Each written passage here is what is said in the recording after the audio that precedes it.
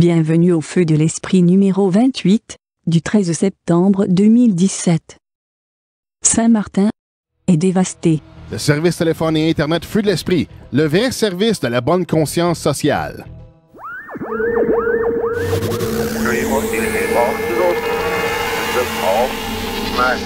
Le monde semble sans but, sans direction. Arrête de patauger dans la confusion chaotique. Si les choses te sont incompréhensibles, faut alors en faire sens, en faire jaillir l'ordre, délaisser la souffrance de l'ignorance. Bienvenue à la simplicité de ton alignement avec ce qui est, ta puissance d'être reliée à la force de la vérité. Bienvenue à l'exploration de ton soi dans l'univers, à l'activation de ton être. Bienvenue à ton feu de l'esprit.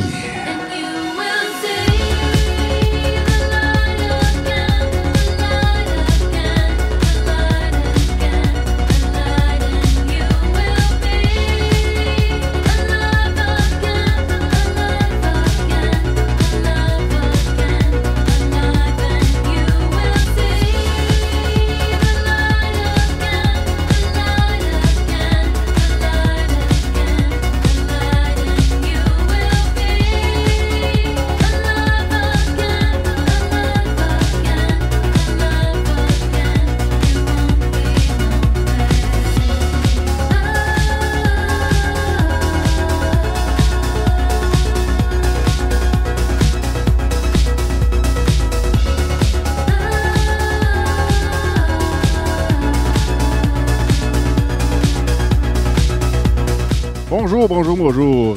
Ici, le Feu d'Esprit numéro 28 du 13 septembre 2017. Bienvenue à toi et à vous tous. Je ne sais pas si vous écoutez en groupe ou individuellement. Donc, dans cette émission numéro 28, mon nom est Botrax et je suis accompagné de Billy Jack. Bonsoir. Ben oui, justement, on est en groupe. Moi, j'ai réservé des autobus. Ah, parfait. Ça, c'est bon, ça. On va être l'auditoire. Oui. Et on a un invité spécial avec nous. On a Marc Touty-Bédard. Hey, salut les boys, ça va bien? Yes. Je suis content de vous parler, les boys. Je suis bien content. Je suis tout énervé. Yes. Donc, Marc va être avec nous pour un certain moment. Et ensuite, on ira couvrir d'autres sujets par la suite. Donc, c'est ça. Fait que on verra la première moitié, Marc va être avec nous. Et ensuite, on continue. Moi, je continuerai avec Billy Jack sur d'autres sujets. Et le sujet principal pour ce soir, on va couvrir le désastre à l'île Saint-Martin. Entre autres, oui. Oui. Donc, ça va être le sujet principal. Ensuite, on a-tu d'autres choses qu'on a prévues? Ben, on peut parler un peu de l'actualité, de la tension qui se passe au niveau de la population en ce moment. Des petits sujets comme ça. On pourrait peut-être parler de comment M. Couillard est en train d'arranger pour que les Québécois se fassent traiter de racistes. Oui. La nouvelle commission qu'il veut faire, il était supposé d'être public. Et là, ça a l'air que ça va être à huis clos. Puis, si tu regardes qui c'est qui va être sur le comité, ben on en reparlera tout à l'heure, parce que tu vas te rendre compte qu'il y a... on n'a pas grand chance, les Québécois, de ne pas se faire traiter de racistes, parce que quand il y a deux musulmanes sur le plateau, là, ils vont être là pour prendre des décisions, c'est parce que tu nous donnes pas grand chance. Là. Ouais, c'est ça. De toute façon, il est temps qu'on mette à jour bien des choses là, que le monde n'a pas l'air d'être encore au courant, puis c'est pour ça que... Mais tout ça, c'est orchestré. Hein? C'est comme tu sais, je t'ai déjà parlé du plan, et c'est exactement ça qu'ils nous mettent d'en face. Là. En tout cas, ça, on en reparlera un petit peu plus tard. All right. Fait que si on commence avec Saint-Martin, l'île Saint-Martin, en fait, c'est quoi qui se passe avec Saint-Martin? Saint-Martin, c'est quoi? C'est une colonie française? Ouais, c'est une île française avec... Il y a celle-là, il y en a d'autres autour, là. Je connais pas tous les noms, malheureusement, parce qu'on a entendu parler plus de Saint-Martin. Puis là, il y a eu des gens qui ont posté des vidéos après le passage de Irma la Douce. Et leurs posts ont été effacés sur Facebook. Ça a été, il a fallu vraiment que les gens le posent de plus en plus pour qu'on finisse par en avoir une copie. Et puis là, c'est devenu tellement ridicule. Tu vois, la France, bon, en temps normal, les pays qui ont été... bon, tous les pays étaient au courant de ce qui s'en venait. À mon avis, là, je peux pas dire qu'il y a bien des pays qui ont fait la job qu'ils auraient dû faire parce qu'ils savent toujours d'avance ça, quand ça s'en vient, et donc ils auraient pu évacuer le monde. Ouais. Ils l'ont pas fait. Surtout la France, ben, elle n'a rien fait parce que M. Macron, il se promenait en Grèce pendant le temps qu'il y avait le dégât qui se passait sur les colonies françaises. Ça n'a pas l'air à trop le déranger parce que même après que ça soit passé, ben, il n'avait pas encore décidé d'envoyer des bateaux ou des avions. Tu sais, je veux dire, Peux-tu apporter un petit point vite fait? Oui. Si on prend, là, juste par principe, OK? Parce que j'ai entendu comme commentaire là-dessus, parce que là, finalement, M. Macron a débarqué à Saint-Martin, je pense que c'est hier. Oui, on a la vidéo d'ailleurs. Oui, c'est ça. Il a débarqué à Saint-Martin. Il a dit en même temps que, oui, ils peuvent savoir la trajectoire d'un ouragan, mais sans jamais être sûr à 100%. Puis que, tu sais, il y a plusieurs affaires. Mais est-ce qu'on s'entend qu'à la base, un gouvernement qui a été mis en place par le peuple pour le peuple doit prendre toutes les éventualités lors d'une situation comme ça, là? Tu sais, s'ils se disent, OK, c'est pas supposé de passer là, mais si il passe par là, tu sais, si on s'en parle tout le temps avec l'hypothèse qu'un ouragan, et ça, je reste avec un petit bémol, qui ne peut pas être contrôlé, tu sais, ou provoqué. En tout cas, ça, là-dessus, on pourrait débattre de ça à un autre moment. Puis, c'est ça que le gouvernement, étant donné juste le fait d'avoir un doute que les citoyens qui sont là-bas, qui appartiennent à la France, courent un danger, qu'ils soient évacués ou qu'au minimum, il y ait un plan d'intervention d'urgence déjà établi que, advenant ça, ils ne feront pas croire que les gouvernements parisiens ne sont pas de la France, en tout cas, qui ne sont pas au courant que plusieurs maisons sur Saint-Martin n'étaient pas conçues pour supporter un ouragan de cette puissance-là. Là. Tu sais, plusieurs l'ont dit, il y avait des toitures en tôle. C'était pas des bâtiments. Puis M. Macron a fait comme réponse à un des habitants de Saint-Martin que, écoute, c'est quand même pas de la faute du gouvernement si les maisons n'étaient pas conformes. Ah, mais attends un peu. Là, je comprends que c'est que tu es en train de faire, mais honnêtement, là, si tu penses vraiment que ces gens-là ne savaient pas la trajectoire de l'ouragan, embarque là-dedans, c'est de la foutaise. Eh bien là, sérieux, Billy, là, tu connais très bien mon opinion là-dessus. Je te parle juste question logique. Tu sais, quelle réponse on donne à la population en répondant à des choses comme ça? Ouais, ça, on le sait. Tu penses-tu que le monde à qui tu as parlé, quand on va voir la vidéo, tantôt, tu vas voir, le monde, il ne croit pas, là. Ah, je le sais bien, mais combien de personnes, si tu regardes juste ici, ne croient pas aux conspirations, ne croient pas aux projets? Qu'est-ce que tu veux que je te dise? Ça c'est le problème à eux autres. Mais ça, c'est... tu sais, s'ils n'ont rien vécu de spécial dans leur vie, ils ne vont pas essayer de les réveiller. Ils vont dire, c'est correct, regarde, on ne s'obstine pas. Ouais. Tu n'y crois pas. C'est correct, je respecte ton avis, c'est tout. Ah, ben, je ne vais pas me traiter de débile parce que je te parle de quelque chose que tu ne connais pas. C'est comme si j'étais professeur à l'université puis je m'en vais parler de ce que j'enseigne, je sais pas moi, la théorie des cordes à un enfant qui est au primaire. Puis vas-tu me regarder, vas-tu comprendre tout ce que j'ai dit? Bon. Le monsieur vient d'une autre planète, comprend pas ce qu'il dit. Ouais.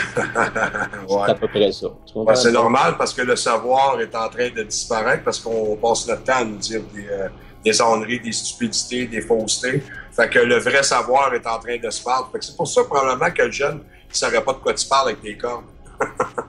Ouais, en tout cas, non. Ce que j'essaie de te montrer la différence, c'est entre quelqu'un qui a un vécu qui est très... en tout cas, qui n'est pas commun à tout le monde, puis qui essaye de le partager avec les gens qui là, mettons, je pourrais dire, leur expérience au niveau de leur âme ou de leur vie, ben, ça se situe à peu près au secondaire 1. Tu sais, je veux dire, c'est sûr qu'on va avoir une espèce de choc de culture. Oui, c'est un fait. Ben, de toute façon, on va revenir à Saint-Martin. Oui. Parce que c'est pour montrer, bon, ben, en tout cas, le gouvernement français n'a rien fait. Et c'est le Venezuela qui décide d'envoyer 10 tonnes d'aide humanitaire à Saint-Martin, et en plus, le texte le marque, malgré la position de Paris. Excusez. C'est grave. Ouais, mais attends un peu, là. Là, je vais mettre de quoi au clair. Là, on parle de ça, pourquoi? C'est parce que là, il y a une censure à quelque part, right? C'est ça. Tout à fait. Tout à fait. OK. Fait que c'est quoi la nature de la censure, en fait? Là? Ben, regarde bien. En fait, de la mauvaise représentation aussi de ce qui se passe. Ben, c'est pas juste la mauvaise représentation, c'est... Regarde bien. Avec ce qui s'est passé avec Irma, OK, il aurait dû avoir des journalistes qui soient envoyés là-bas. OK? Il n'y en a pas eu. En tout cas, il n'y en a pas eu. Il n'y en a pas eu de Radio-Can, il n'y en a pas eu de TVA avant que ça se produise ou pendant que ça s'est produit. Par contre, on voit les journalistes de TVA pour ce qu'il y a en Floride. Et ils ont tout de suite détourné l'attention vers la Floride. Parce que c'était plus grave en Floride quasiment que ce qui s'était passé à Saint-Martin. Ouais. C'est surprenant aussi que, normalement, les journalistes, la minute qu'il y a quelque chose qui va faire une nouvelle de malade, tu sais, comme genre 250 prisonniers qui ont réussi à prendre des armes au poste de police ou à la caserne, whatever, où il y avait le dépôt d'armes, parce que l'île avait été abandonnée par les services policiers, par la gouverneure, et whatever. Il me semble que n'importe quel journaliste aujourd'hui qui cherche de la nouvelle sensationniste, ça aurait pitché là-dessus. Hein? Et les services policiers, en fait, ils n'ont pas quitté l'île. C'est parce que, un, il n'y avait pas l'équipement pour faire face, puis un, ils ne sont pas entraînés à ça. Okay. Normalement, c'est l'armée qui aurait dû être là. L'armée n'était pas là. Mais tu vois, regarde, si tu veux envoyer des journalistes à l'île Saint-Martin, mais c'est pas la seule île qu'il y a là-bas. Là. Il faut que tu t'envoies des journalistes. Là, il faut que tu envoies des journalistes aux Bahamas, Turks and Caicos, t'as Haïti, de République dominicaine, Porto Rico, Guadeloupe, Montserrat, Dominica, la Martinique. Il faut que tu envoies des journalistes partout. Là. Oui, mais c'est pas toutes les îles qui ont été touchées, là, tu comprends? Puis d'ailleurs, ça, c'est une autre affaire.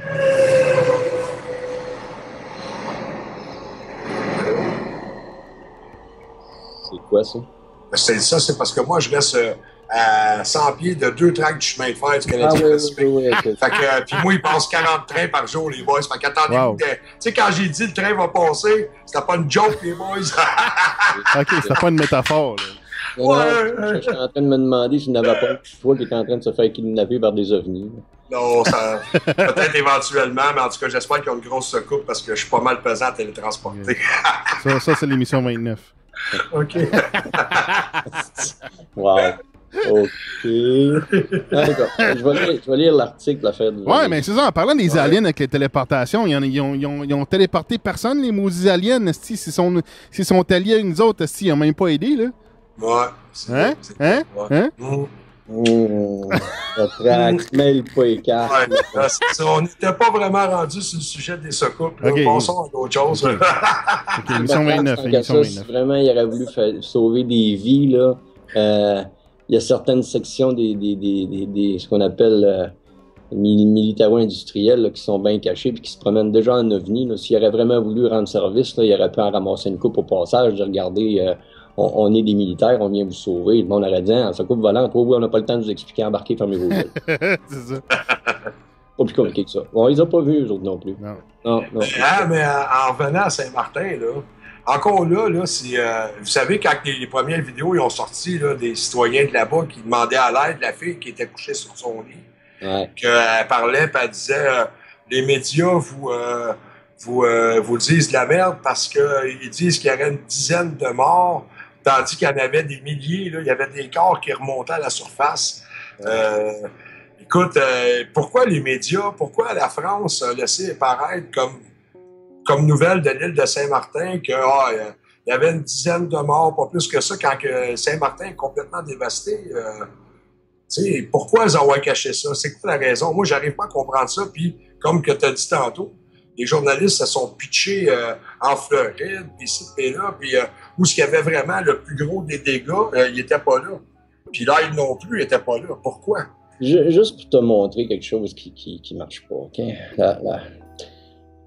Quand tu écoutes les journalistes, entre autres nos journalistes ici au Québec, là, je n'ai pas fait le tour, j'ai été un peu occupé ailleurs ces derniers temps, mais quand j'écoute les journalistes là, de différentes stations ici au Québec, là, ils nous parlent juste des dégâts matériels. Ils parlent pas des morts. Ils parlent pas des gens.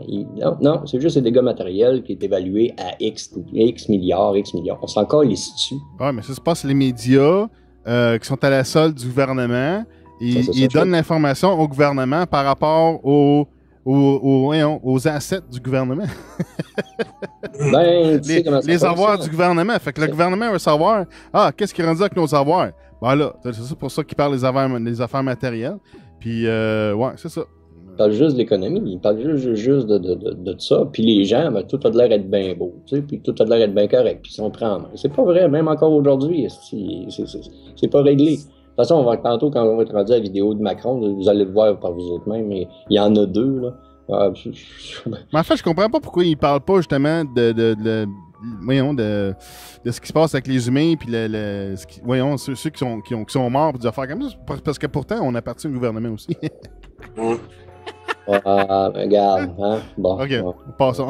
On n'était pas supposé parler de conspiration, mais en tout cas. Okay. Émission 30. Okay. Émission 30. En dépit des propos de son homologue français qui avait qualifié son gouvernement de dictature, le président vénézuélien, Nicolas Maduro, a annoncé l'envoi d'aide humanitaire à l'île française dévastée par l'ouragan Irma. Le gouvernement du Venezuela a annoncé le 10 septembre qu'il ferait parvenir 10 tonnes d'aide humanitaire à l'île Saint-Martin ravagée par l'ouragan Irma. Moi, je l'appelle Irma la douce. Une chance qu'elle n'était pas choquée. Des biens de première nécessité, tels que de l'eau, de l'équipement de secours, des vêtements ou encore des matelas seront envoyés sur place. Le ministre des Relations intérieures, de la Justice et de la Paix, Nestor Reverol, a déclaré que ces aides seraient livrées par un avion des Forces armées nationales bolivariennes, selon le quotidien El Nacional. Face au désastre humanitaire à Saint-Martin, le ministre vénézuélien, la misère à soir, des Relations extérieures, Jorge Arreaza, s'est exprimé sur Twitter. Le Venezuela et l'ALBA, Alliance bolivarienne des peuples de notre Amérique, seront toujours présents pour tendre leur main fraternelle face à toute difficulté. Nous sommes encore en alerte dans les Caraïbes. Il manque un mot. 10 personnes sont mortes et plus d'une centaine ont été blessées dans la partie française de Saint-Martin. Bon, ça, c'est la partie française. On ne sait pas le reste de l'île, mais en tout cas. À la suite du passage de l'ouragan, on estime à 95% le pourcentage d'habitations détruites. Couac diplomatique entre Macron et le Venezuela. Arrête donc. L'annonce de l'aide apportée à l'île française par le gouvernement vénézuélien survient alors que les relations sont au plus bas entre le pays d'Amérique latine, qui traverse une grave crise, et Paris. Le 29 août, dans un discours face aux ambassadeurs français, Emmanuel Macron avait notamment qualifié le Venezuela de dictature qui tente de survivre au prix d'une détresse humanitaire sans précédent. Ah le con. Il n'y a pas à dire. Il porte son nom. Alors, même que les ressources de ce pays restent considérables. Réponse dès le lendemain du ministre Jorge Arreaza.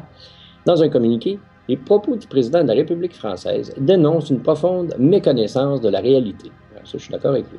Le ministre vénézuélien avait alors appelé au respect pour sa démocratie, estimant que l'intervention verbale du dirigeant français constituait une ingérence dans les affaires du Venezuela. L'Alliance bolivarienne au secours d'une île française. Le ministre Nestor Reverol a souligné que l'initiative vénézuélienne fait partie de la coopération internationale de l'Alliance bolivarienne des peuples de notre Amérique, même si l'île de Saint-Martin n'en est pas membre. Initiée en 2004 par Fidel Castro et Hugo Chavez, l'ALBA est une organisation politique, culturelle, sociale et économique vouée à renforcer une coopération économique et écologique entre certains pays d'Amérique latine et des Caraïbes, comme Cuba, la Bolivie, le Venezuela ou encore Sainte-Lucie.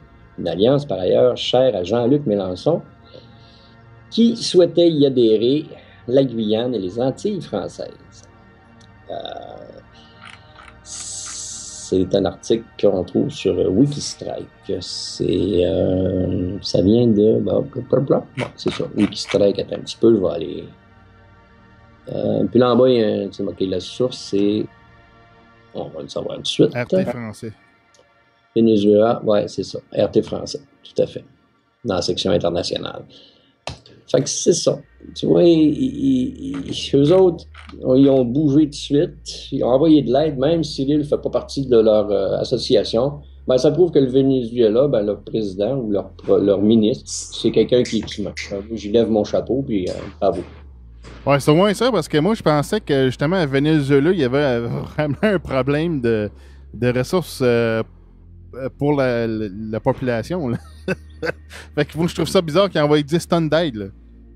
Je pense pas, moi, qu'ils soient en manque. Ça, encore là, tu sais, le Venezuela, il dérange, hein? L'élite mondiale veut son pétrole.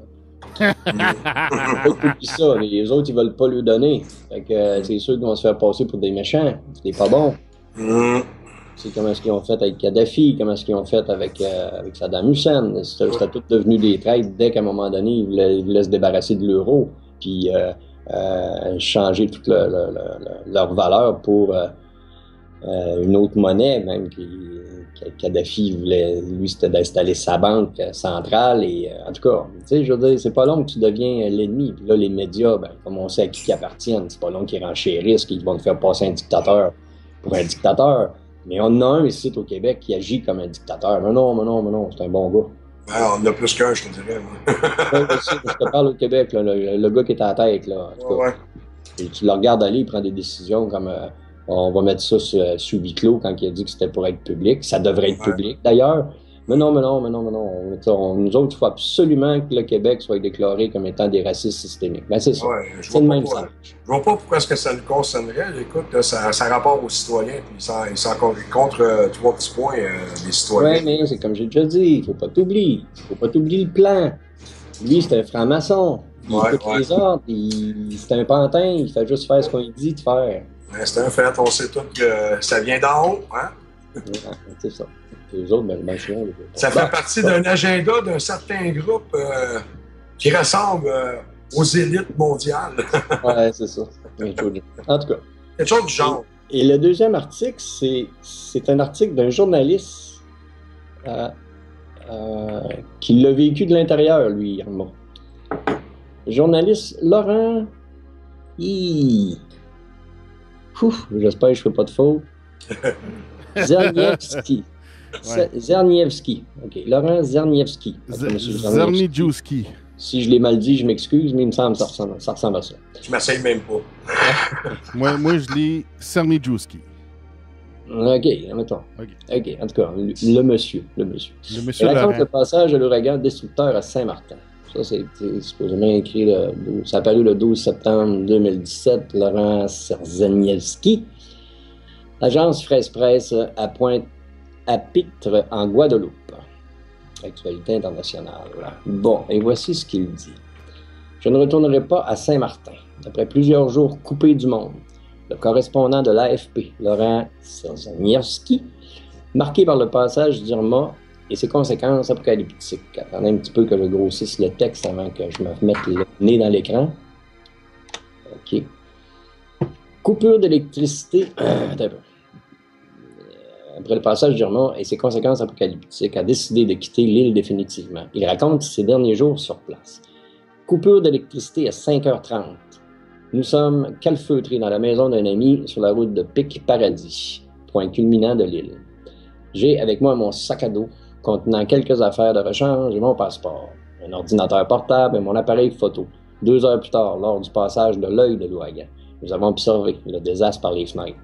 Dehors, l'apocalypse. Voitures détruites, arbres arrachés, le jardin est recouvert de tôles provenant des toits voisins. Après le passage de l'œil, l'enfer reprend. Le sol de la maison se met à bouger. Le vent fait un bruit d'enfer. Le toit est une passoire et nous tentons tous de trouver la position la moins inconfortable pour éviter l'eau. Le passage de l'ouragan semblait interminable. 2 heures plus tard, le vent semble se calmer.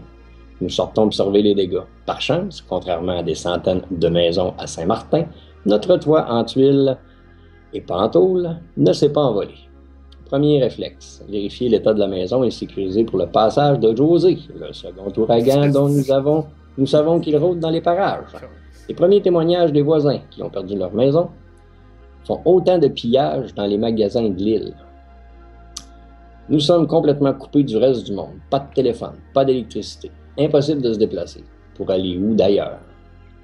Nous apprenons que le centre de gestion de crise a été déplacé de la préfecture, apparemment détruite, jusqu'à la gendarmerie de la Savane. Les rumeurs de pillage s'amplifient.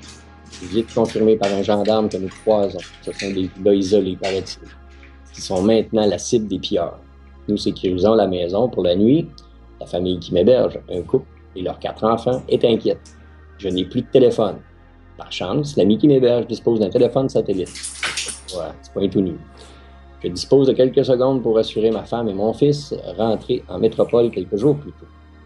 Le lendemain, après être allé prendre des nouvelles d'un collègue, lui aussi épargné, je me rendis à moto à Bénestlé, près de Marigot, le chef-lieu, où se trouve mon appartement, ce qui me permet d'éviter les embouteillages.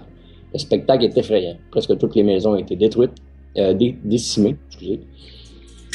Des tas de tôles, des branches de ferraille jonchent les côtés de la route. Au sommet de la colline d'agrément, quelques personnes, le téléphone portable levé vers le ciel, tentent de capter le réseau téléphonique.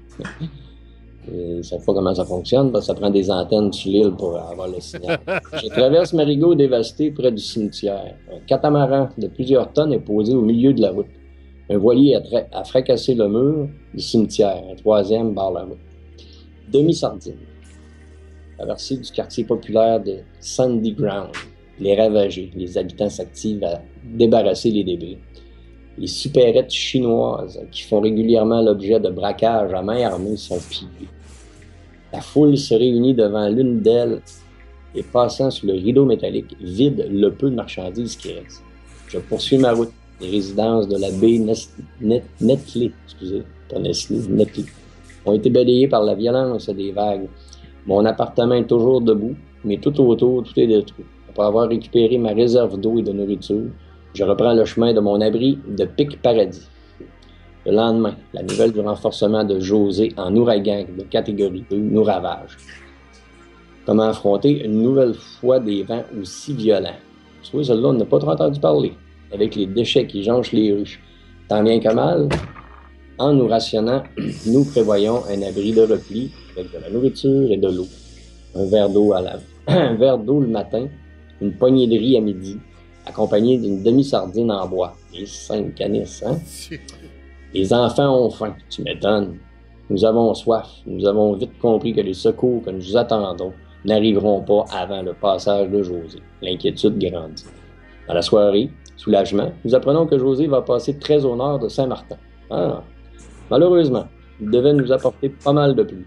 Or, le toit de la maison, s'il est encore entier, est une passoire. Morale à zéro, mais l'espace d'un instant, nous captons le réseau téléphonique. Rapide message rassurant la famille restant en métropole, puis perte du réseau. Nouvelle remise en état de la maison. J'apprends dimanche dans la soirée que certains quartiers sont vite devenus malsains. Les renforts devraient arriver demain. Toute la journée, nous observons le balai incessant des hélicoptères qui reviennent probablement de quartiers d'Orléans et se dirigent vers l'hôpital. Combien de victimes? Le fait qu'aucun chiffre officiel ne soit donné me glace le sang. Prison. Je tente de prendre des nouvelles de mes amis. Tous ont survécu à Irma. Mais nombreux sont ceux qui ont perdu leur maison et tout ce qu'ils possédaient. La famille qui m'héberge parvient à se faire évacuer vers la Guadeloupe. Quant à moi, j'ai appris la veille que certains ont réussi à partir en avion. Je n'ai plus rien. Mon appartement a disparu. Plus de téléphone. J'ai une bouteille d'eau avec moi et un morceau de pain. Je tente de rallier à pied l'aéroport de Grande-Case pour rejoindre la Guadeloupe, puis la France, où ma famille m'attend. Je parviens à passer les différents barrages et arrive à l'aéroport où des centaines de personnes attendent un avion. Pour moi, une fenêtre s'ouvre et j'en profite égoïstement.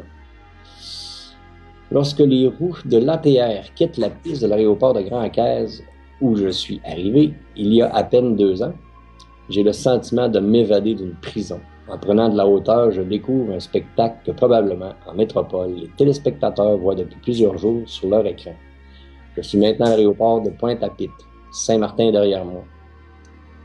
Je n'émerge toujours pas du cataclysme et de l'angoisse dans laquelle nous avons été plongés. Je n'ai plus rien à Saint-Martin, plus de logement, plus de boulot, et tous mes amis sont en vie.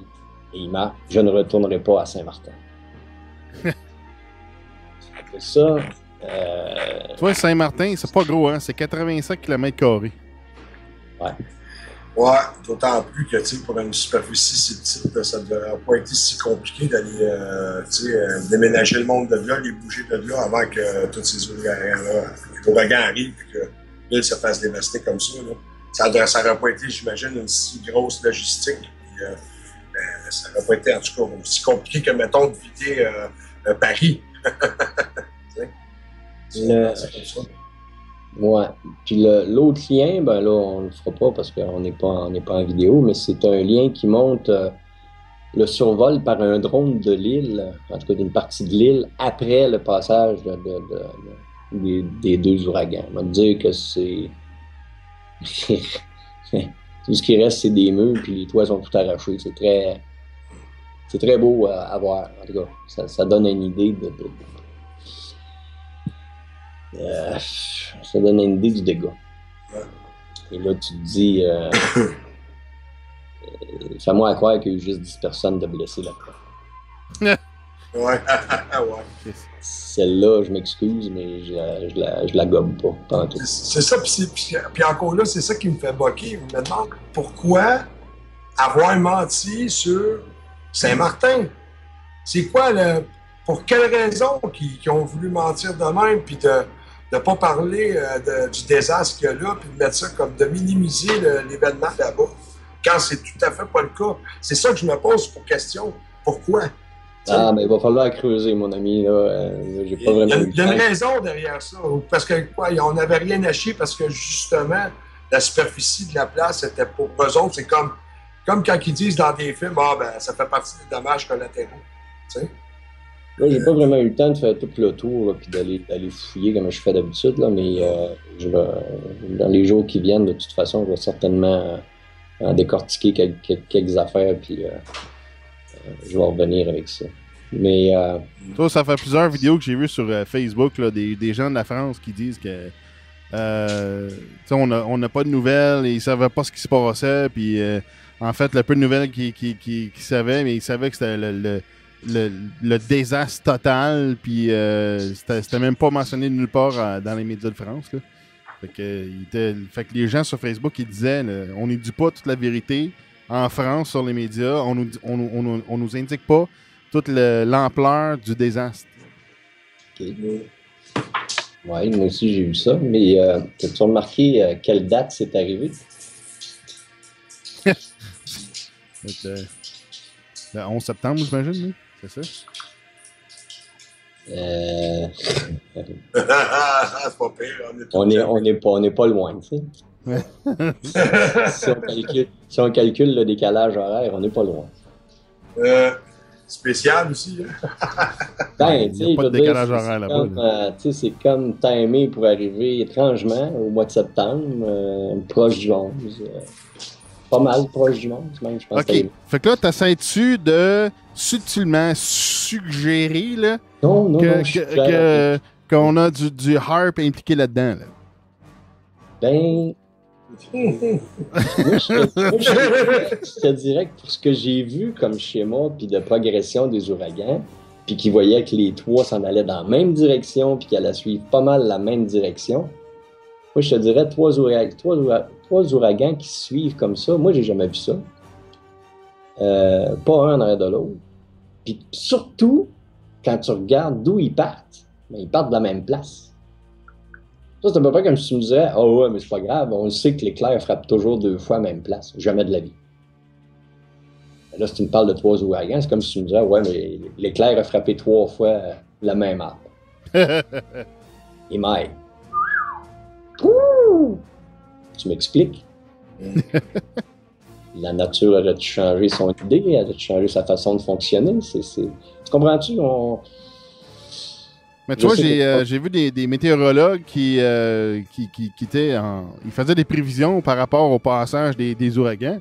Puis là, ils se disaient, ben là, selon nos prévisions, ça va passer à telle place. Puis là, ils s'en virent d'abord, puis ça va à une autre place. Puis là, les météorologues, ils disent, ben on comprend pas ce qui se passe là. Selon ce qu'on connaît, la météorologie, les ouragans, ils auraient dû passer à telle place. Mais là, ils ont complètement bifurqué, puis ils comprennent pas ce qui se passe. C'est comme les météorologues, là, ils comprennent pas. Là. Ouais, il y a quoi de pas naturel qui se passe. L'indication, c'est ça. Non, mais c'est normal. Non, mais même la nature suit la technologie. Écoute. Oui. À cette heure, hein, tout le monde a son iPhone, son petit téléphone intelligent ou quelque chose. La nature, elle a compris que, wow, mais même les ouragans deviennent intelligents. Là. Ils suivent à queue leu à cette heure. Écoute bien, pas de problème. C'est tout à fait normal. C'est des ouragans intelligents. Ben oui. On est rendu avec le Wi-Fi intelligent, on est rendu avec les TV intelligentes, on a maintenant la météo intelligente. Oui, as-tu remarqué comment c'est rendu? Toute la technologie est intelligente, sauf les humains. Oui, c'est vrai ça. Hein? Plus la technologie... On est tous rendus des légumes, bien vite, on va tout être des racistes, on va tout être... C'est merveilleux. On a vraiment des choses à rattraper là, quand même. Mais c'est vraiment pas con ce que tu dis, là. Je sais que c'est pas con, je fais de l'humour, là, mais c'est très... Non, parce que c'est vrai. Parce que plus que la technologie avance, plus l'humain devient imbécile. Ben oui. C'est fou, là. On en a la preuve tous les jours. Comme je dis souvent quand je parle au monde de ça, je les mets au défi de me donner 5 numéros de téléphone de mémoire comme ça, là. Bang, bang, bang, vite, vite, vite, là. Puis le 3 quarts font comme... Attends, je vais checker dans le téléphone. Ils s'en servent plus, le mémoire. Ils s'en servent pas, c'est le téléphone. Tout est le téléphone. Ah, le téléphone, il va s'en occuper. Il s'occuper de quoi, c'est-tu? Si t'es pas capable de te rappeler un numéro de téléphone, tu fais dur, moi, tu vois. Sérieux? Tu te rappelles-tu du tien, au moins? Non. Mon numéro, moi, oui, je le sais par cœur. Je suis encore mon numéro de téléphone. Je prenais un exemple, je m'adressais à, je sais pas moi, à quelqu'un sur la rue, tu connais ton numéro de téléphone? Non, il faut que je regarde dans mon téléphone. Je comprends que tu t'appelles pas souvent, mais quand même. Ça te prend-tu ton GPS pour rentrer à la maison le soir? Oui, peut-être. Hey, ça me ferait-tu perdre des points si je te dirais que je sais pas le numéro de mon domicile? De mon cellulaire, oui, mais du numéro de mon domicile, je ne sais pas. Ça, je peux le comprendre, tu t'en sers pas. Je m'en sers jamais, puis même le numéro de téléphone de ma copine, j'ai un an, j'ai à peu près ça. Même le numéro de ma mère, je te dis, je suis aussi épais là-dessus que les autres. Là. Je suis un peu plus réveillé, là, mais quand même. Ouais, en tout cas, moi, à ta place, je l'aurais pas dit, mais c'est pas grave. Je ne dérange pas, regarde, j'habite mes testicules, comme que je dis, j'ai pas honte de dire ce que j'ai à dire. T'habites tes testicules. Je pensais que t'habitais dans une maison, mais en tout cas. Oui. Mais dans cette maison, il faut partie de mes testicules dont j'habite. OK. Bon, tu m'expliques ce que c'est des testicules? Moi, je connais pas. Ça veut dire que j'ai pas honte de m'affirmer, j'ai pas honte de dire ce que je pense, j'ai pas honte de ma liberté d'expression. Fait que je fais pas comme le 3/4 du monde qui n'ose pas parler. Fait que donc, c'est une expression bien québécoise qu'on dit « j'habite mes testicules ». Ça veut dire qu'en gros, j'ai des couilles. Okay. Ça m'a toujours pas expliqué c'était quoi des couilles. Mais en tout cas, là, écoute, je peux te parler, c'est un genre de sac en peau poilu contenant 2 récipients qui donnent la vie.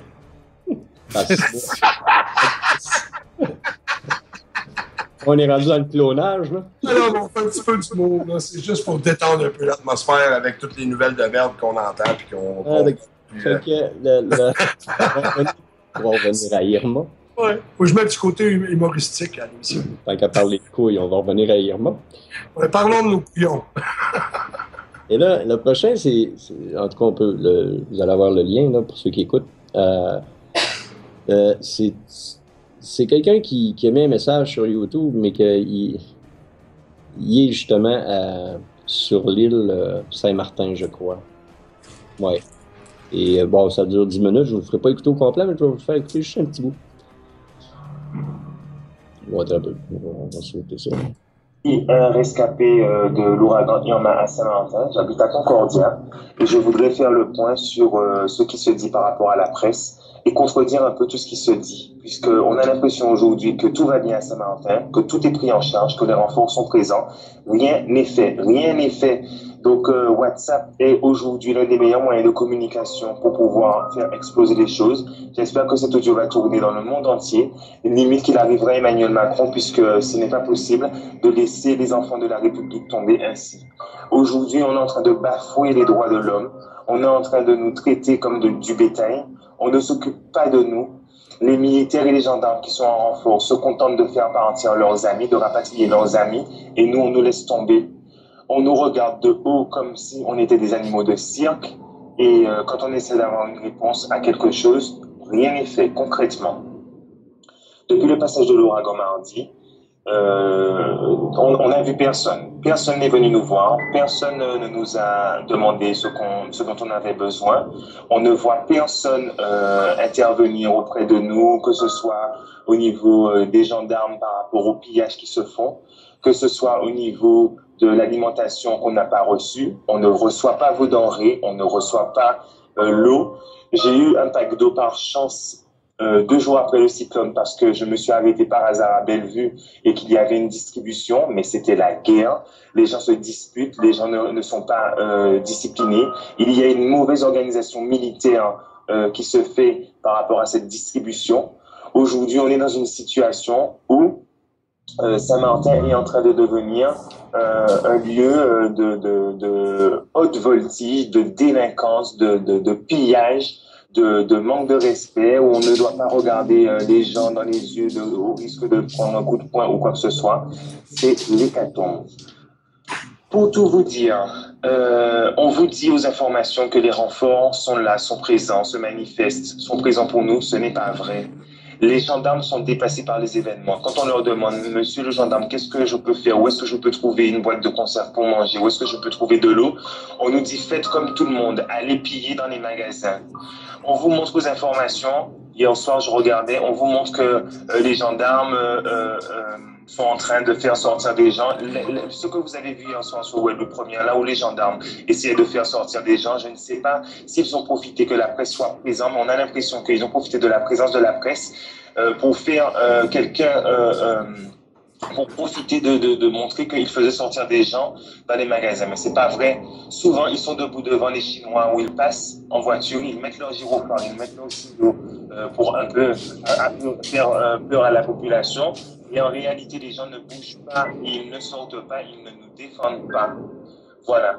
Donc, concernant les denrées alimentaires, on n'a rien reçu, on ne voit pas les aliments, ça fait 6 jours, on vit sur nos réserves, on n'a pas d'eau pour se doucher, on peut rien faire. Et en plus, tout ce qui se passe au niveau de Saint-Martin même, on n'est pas au courant. Il n'y a pas de voiture qui passe, comme vous l'avez vu à la télé, pour nous informer du passage de José. Il n'y a rien qui se fait. On n'a aucune information. On a l'impression que la presse est en train de faire des montages en demandant à telle ou telle chose de faire les choses pour qu'elle puisse être filmée, pour qu'on puisse vous rassurer en vous disant ne vous inquiétez pas, Saint-Martin est pris en charge, les renforts sont là, tout le monde fait son possible pour que ça aille mieux et que de jour en jour Saint-Martin se reconstruit. Ce n'est pas vrai. Saint-Martin est en train de tomber dans un gouffre considérable et on ne sait pas ce que ça va donner. Aujourd'hui, on vit dans la peur. Hier soir encore à Concordia à 10h30, j'entends des bris de glace. J'entends des bruits de maisons qui se cassent. Les gens commencent à piller dans les maisons. Près de chez moi, au niveau de ma porte d'entrée, j'ai une petite fenêtre en verre. Il y a des personnes avec des torches qui après avoir entendu les bruits de glace, qui éclairent en fait sur ma porte. On coupe notre souffle, on ne respire pas, on ne fait pas de bruit, de peur d'être attaqué, de peur qu'on nous présente des fusils, parce que les gens aujourd'hui ne pillent pas, ne rentrent pas dans les maisons pour voler notre or ou notre argent. Ils veulent qu'on leur donne par exemple de l'eau et ils sont prêts à tuer pour obtenir ce qu'ils veulent. Concernant les rapatriements, aujourd'hui, on nous fait comprendre que oui, les rapatriements, il y a des ordres de priorité. Nous avons appelé la compagnie Air Caraïbes au lendemain d'Irma. La compagnie Air Caraïbes nous a dit que toutes les personnes qui avaient un billet retour pour la Guadeloupe seraient des personnes prioritaires. Et ensuite, au lendemain de tout ça, une fois que tout était passé, les personnes prioritaires, on nous dit que c'est les femmes enceintes et les femmes avec enfants. Ce n'est pas vrai. Ils font partir leurs amis femmes enceintes et femmes avec enfants. Il n'y a que des personnes blanches qui ont l'opportunité de voyager. Rares personnes noires peut-être vont partir, mais quelles personnes? Il faut voir que toute la population n'est pas logée à la même enseigne. C'est ça. C'est grave, hein? C'est grave. Ça te donne, tu sais, tu te demandais pourquoi qu'ils n'en parlent pas ou qu'ils en parlent peu.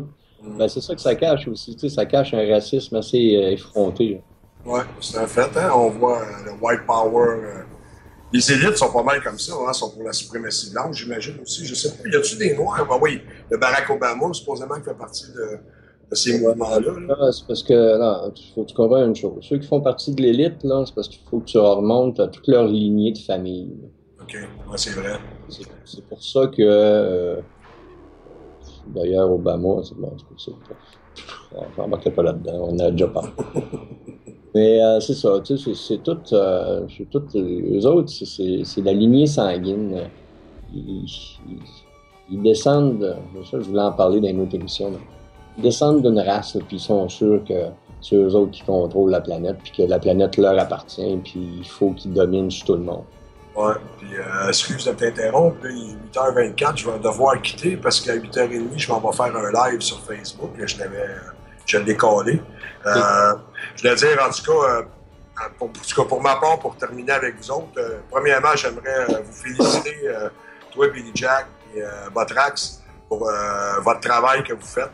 Je trouve que vous faites une belle job. Tu sais, peut-être pas assez souvent le monde qui le disent, mais moi, j'ai écouté Le Feu de l'Esprit, j'ai écouté plusieurs de vos podcasts.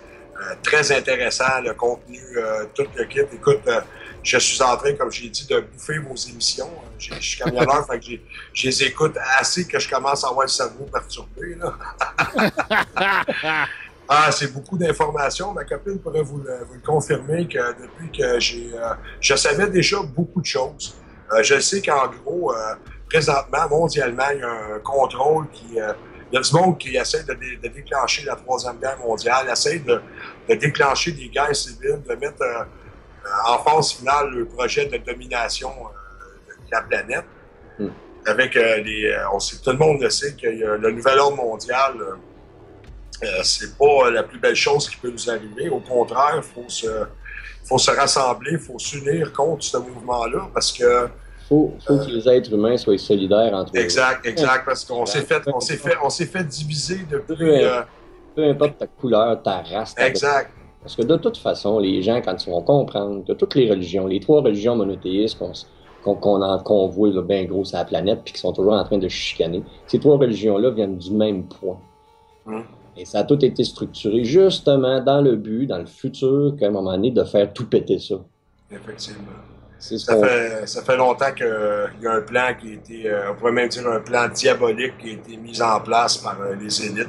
Puis aujourd'hui, la race humaine est menacée par cet ordre. Puis, il va falloir s'unir, puis d'arrêter de se diviser, parce que c'est ce qu'ils ont fait depuis belle lurette, diviser la population, diviser les familles, mettre la division partout, parce que la population éparpillée puis toute divisée, c'est facile à contrôler. Là. Tandis que si toute la race humaine s'unit, se tend la main puis on se rejoint ensemble, on s'entend-tu qu'on est pas mal plus nombreux qu'eux autres. Là. Puis, je sais qu'il y a beaucoup de gens de toute façon qui se réveillent présentement au niveau de ce sujet-là. On va avoir l'occasion d'en discuter en masse dans d'autres émissions, puis que de toute façon, vous avez pas mal décortiqué, vous deux, avec vos collaborateurs comme Dinky, Gandalf, puis tous ceux qui participent à vos podcasts. Je l'ai dit, on n'a pas encore été vraiment au fond du sujet. Je suis en train de travailler sur quelque chose. Là, puis, c'est ça. Mais regarde, le feu de l'esprit, moi je le vois comme... ça le passe, le feu de l'esprit, on va contribuer ensemble à éveiller les esprits, à les ramener dans le bon chemin, puis à travailler ensemble, tout le monde, au lieu de se diviser, puis de reprendre le contrôle sur notre liberté, dans le fond. Bon, justement, Marc, toi, tu fais des Facebook Live, tu fais des sessions live, puis tu parles de différents sujets. C'est quoi la meilleure façon pour les gens de te rejoindre pour faire partie de ça ou d'écouter ce que tu fais? Ben, c'est pas compliqué. Tous ceux qui sont sur Facebook, vous avez juste à faire une demande d'amitié avec moi de Marc Touty-Bédard ou de regarder sûrement que des personnes dans votre entourage ou quelqu'un que vous connaissez va partager. Vous avez juste à venir sur ma vidéo. Quand vous allez en voir, ça dit sur Facebook, Marc Touty-Bédard est présentement en live. Vous cliquez là-dessus, puis ça vous emmène directement sur ma page Facebook dans mon live.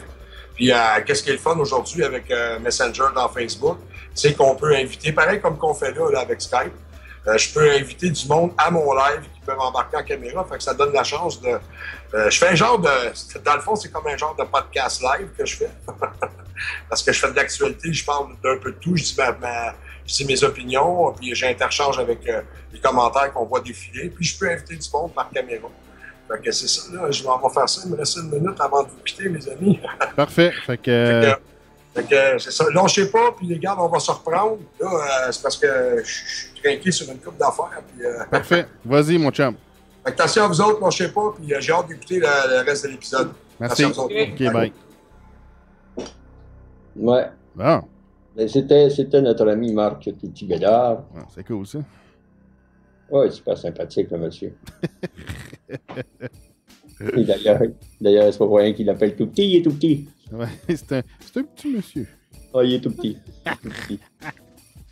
C'est ça. Faites une recherche Marc Touty-Bédard. Marc, M-A-R-C, Touty, T-O-U-T-I, Bédard, B-E, accent aigu, D-A-R-D. Donc, vous ne pouvez pas vous tromper, si vous voyez son image, il prend tout le cadrage. C'est ça. Ouais. Où j'étais rendu? J'attends un petit peu. Mais là, on a un autre clip. Parce que là, c'était le clip d'un message qui venait de Saint-Martin. Et là, on a Macron. Oui. Le premier pas de Macron, là, je le lis ici, je le lis en Q. Là. Quand il est arrivé, oui. Fait qu'il arrive à Saint-Martin, c'est ça? Yes, en hélicoptère. Dès ses premières heures, dès ses premiers pas à Saint-Martin, Emmanuel Macron a fait face à la colère des habitants. Manque d'eau, de nourriture, certains rescapés l'ont interpellé dès son arrivée. Image FTV. On va mettre tout ça, c'est en lien dans les notes de l'émission sur notre page web feudesprit.com quand l'émission va être publiée. Alors, tous les liens vont être là pour suivre les histoires qu'on a utilisées. Ça, c'est un lien, attends un peu, le premier. C'est un Facebook. Ouais, c'est ça. Je vais le faire jouer ici. OK. Il n'y a pas d'antécédent. Non, mais je vous dis simplement. Mais vous pouvez participer, aider les plus jeunes. Faites aussi. Raisonnez différemment. Raisonnez collectivement. Regardez un boulot. C'est ce qu'on a fait. Bah oui, mais on a besoin de reconnaissance de personne. C'est tout ce qu'on a fait. Ben voilà. On est dans un pays un petit peu. Il n'y a pas de témoignage. Je dis juste, je vais vous dire 2 choses simples. Il n'y a jamais eu un événement météorologique de cette ampleur mesurée. Jamais. Dans les Caraïbes. Jamais dans les Caraïbes. Mais vous pouvez refaire avant, je parle de l'avant. Mais avant, on a envoyé.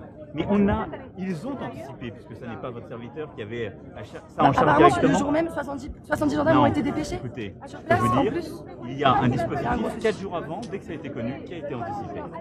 Combien de personnes ont été envoyées avant? En Guadeloupe, à Saint-Martin, à Saint-Barthélemy. Mais là, c'est en train, il y a un BPC même qui part ce matin. Et ça continue. Non, ça continue les liaisons en bateau. Mais je vous dis juste que. Ouais, voilà. Mais sachez que la France est un beau pays. C'est très bien pris en charge. Mais l'information est magnifique. Et la communication est magnifique. Madame. Non, vraiment. Ouais, laissez-nous partir sur la Les militaires n'ont aucune information. Les gendarmes n'ont aucune information. On a 24 heures sans information en fait. C'est-à-dire on attendez, vous vous rendez compte, tu avec qui attendent en plein soleil, qui ne vont pas partir aujourd'hui, qui ne partiront pas aujourd'hui, qui vont dormir encore sur on leur dit pas. Mais monsieur, vous êtes un homme, rendez-vous. Attendez, serait-ce que 48 heures en plein soleil. Mais on fait le maximum, je suis venu avec des tentes gonflables, avec de l'eau, avec 12 tonnes de médicaments. Oui, et c'est pas un cas de l'eau, mais on n'a pas l'impression que vous les informations pourraient venir aider. Bon, en fait, le son est un petit peu difficile à tout entendre, là, mais... Les gens iront l'écouter en direct, mais c'est particulier. Tu vois que c'est pas... moi, je peux dire, c'est pas le gars avec le plus grand cœur. C'est pas le gars avec le côté humain le plus développé. Là.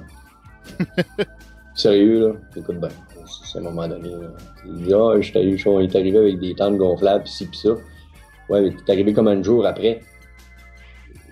Ça aurait dû être le lendemain là, que ça soit fait là, avec l'armée. Non. Le temps qu'ils prennent une décision, puis tout ça, blablabla. Et moi, d'après moi, là, c'est quand il a vu que le Venezuela avait bougé que lui a décidé de bouger, sinon il n'y aurait jamais été. Sinon, il avait l'air fou. Ah, il y avait déjà de l'air fou. Là, puis l'autre, le suivant, c'est Emmanuel Macron. Écoute bien, le gars débarque à Saint-Martin. Okay? Les gens sont dans la rue, sont dans des situations impossibles, incroyables. Et ce beau clown-là débarque, et c'est tout ce qu'il s'en va dire.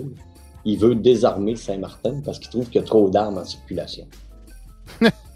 C'est ça. Il y a trop d'armes, puis comme on a vu avec l'autre clip d'avant, la personne qui a peur parce que là, juste un regard de croche, il a peur de se faire frapper, puis les gens y arrivent, ils passent de maison en maison pour voir s'il y a des gens, tu sais, puis je sais pas si ces personnes-là, s'ils ont des bonnes intentions ou sont là justement pour piller, tu sais. Si t'écoutes, en tout cas, les gens vont certainement, en tout cas, ils vont avoir le temps d'aller voir tous les liens qu'on va mettre.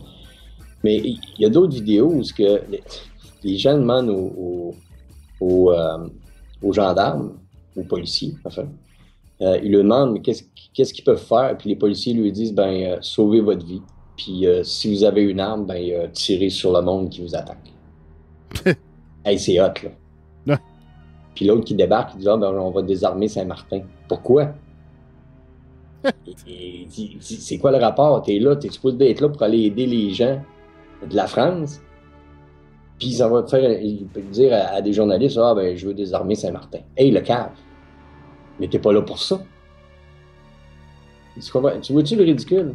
Écoute, je vais te lire ce qu'ils ont... ouais, il amenait comme un angle politique dans sa visite, là, ce qui est totalement déplacé. Là.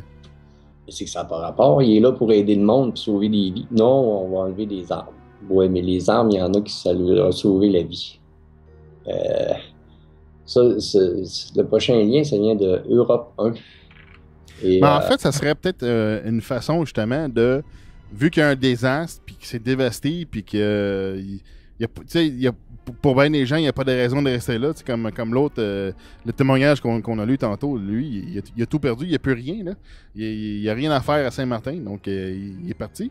Mais vu que, c'est ça, on a la dévastation, la populace possiblement qui va être évacuée, ou il y aurait très peu de population, mais ce serait l'occasion parfaite, justement, d'amener des forces de l'ordre pour garder la place totalement désarmée, là, tu sais. Et ce serait possiblement une expérience, tu sais, un bel endroit pour faire un test ou une expérience, parce que vu que c'est simplement 85 km², ben ça pourrait faire un test justement de une zone de désarmement total, tu sais, voir s'ils sont capables de le faire, un test justement de contrôle total. Là. Même pas. Regarde bien, je vais te montrer les ridicules. Ce gars-là, il débarque là-bas, puis il s'occupe même pas vraiment de la vie de ses citoyens. On comprend? Par contre, si tu regardes comment est-ce que lui puis Hollande avant ont traité l'immigration, les immigrants avaient tout ce qu'ils voulaient en arrivant. Même qu'ils étaient logés, ils étaient dedans. La même affaire qu'ici. Okay? On parle du Canada. Ouais. On parle de la France, même chose que le Canada. Entre autres, je vais te parler plus spécifiquement du Québec. Si on regarde M. Couillard, ça fait combien de mois que les gens qui ont été inondés, là, qu'on a entendu parler, là, qui n'ont pas encore, sont pas encore dédommagés, puis qui sont pas encore, le gouvernement s'en occupe pas encore, là. Ouais. C'est au Québec, là. Ouais. Et pourtant, si tu regardes, qu'est-ce qui se passe? Il se fait rentrer des immigrants. Non, mais tu comprends pas, au Québec, on était un pays, tu sais, oh non, c'est pas vrai, ça. Non, ça s'en vient. Fait que là, dans l'article qui a été écrit sur Europe 1, lors du point de presse sur l'île de Saint-Martin, où il est arrivé mardi, Emmanuel Macron a estimé que le nombre d'armes sur l'île constituait un problème endémique. Hey, le smack! C'est pas ça qui vient de scraper l'île, c'est une tornade, un cyclone. Il s'appelle Irma. Il t'a pas suivi? C'est quoi ton problème? Tu suis pas une nouvelle? Le président Emmanuel Macron a estimé mardi qu'il n'était pas normal qu'il y ait autant d'armes en circulation à Saint-Martin souhaitant désarmer l'île antillaise ravagée par l'ouragan Irma. Il est fou, ce gars-là. C'est pas normal qu'il y ait autant d'armes en circulation. Il y a un problème endémique dans l'île qui préexiste à la crise. Ce sont les armes, a affiché le chef de l'État d'un point de presse à Marigot. Je souhaite qu'au bénéfice de cette crise, on puisse désarmer l'île. Il n'est pas normal que dans une île comme celle-ci, il y ait autant d'armes en circulation, a-t-il ajouté. Ben voyons donc. Voir si c'est les armes qui ont tué le maximum de gens. Non, c'est le cyclone, esti. En tout cas, c'est un défi pour nous à relever. C'est un défi que nous devons relever, a-t-il incité, annonçant que le nombre des forces de l'ordre déployées sur le territoire atteindrait 3000 d'ici la fin de semaine. Eh ben, Macron invite à ne pas procéder à l'autodéfense. Facile à dire, ça, quand t'es pas là puis t'es pas dans la situation. Il m'a dit une affaire, oui, t'as le droit de te défendre. Il enjoint les habitants inquiets pour leur sécurité à la suite, notamment, de nombreux pillages En aucun cas, on a procédé à l'autodéfense. Hey, le smart! Mais là, je vais me laisser faire tuer, tu sais. On n'est pas sans terre pour se faire tuer, c'ti. Il y en a un, il y a 2000 ans, qui l'a fait, là. C'est correct, là. On a vu comment ça a fini, de toute façon. Emmanuel Macron, arrivé mardi matin sur l'île antillaise, doit passer la nuit sur place. Mon Dieu, j'espère que tu as des gardes du corps. Ah non, c'est vrai, tu veux faire enlever les armes. Tes gardes du corps sont pas armés. Il a indiqué qu'il accompagnerait une patrouille de gendarmerie mardi soir. Simonac, écoute, tu lui payes une bière? Ah, c'est un non-sens. C'est un non-sens.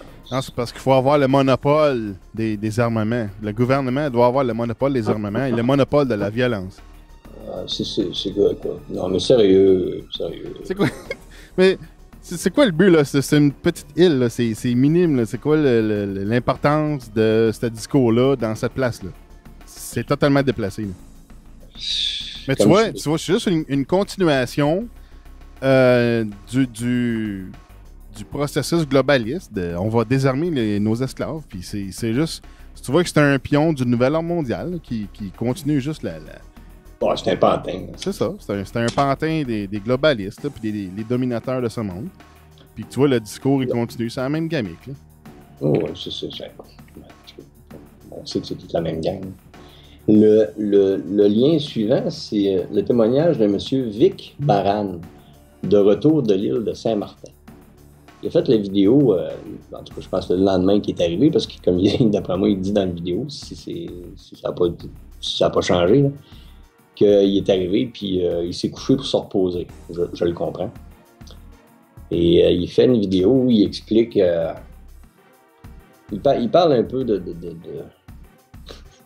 Macron, du gouvernement et de ces affaires-là. Mais tu sais, il parle un peu de tout, là. Et lui, il accuse carrément Macron de meurtre. C'est pas plus compliqué que ça. Ouais, mais ça peut être de la négligence criminelle. Ouais, mais c'est ça. Mais tu sais, je veux dire... lui, il va plus loin parce qu'il dit comme vous avez rien fait, vous avez laissé le monde mourir. Donc, vous êtes un criminel. Ben, en tout cas, là, je le ferai pas jouer parce qu'il est quand même à combien de temps? Il y a 30 minutes. Ouais, c'est ça. Fait que je le ferai pas jouer, là. Mais pour les gens, allez écouter ça. Monsieur Vic Baran, dans les liens. Vous allez voir que, ouf, il y a de l'émotion. Il y a de l'émotion. Puis il n'y a pas tort. Il n'y a pas tort dans ce qu'il dit, là. Je vous le dis tout de suite. J'ai trouvé que, ouais, en tout cas.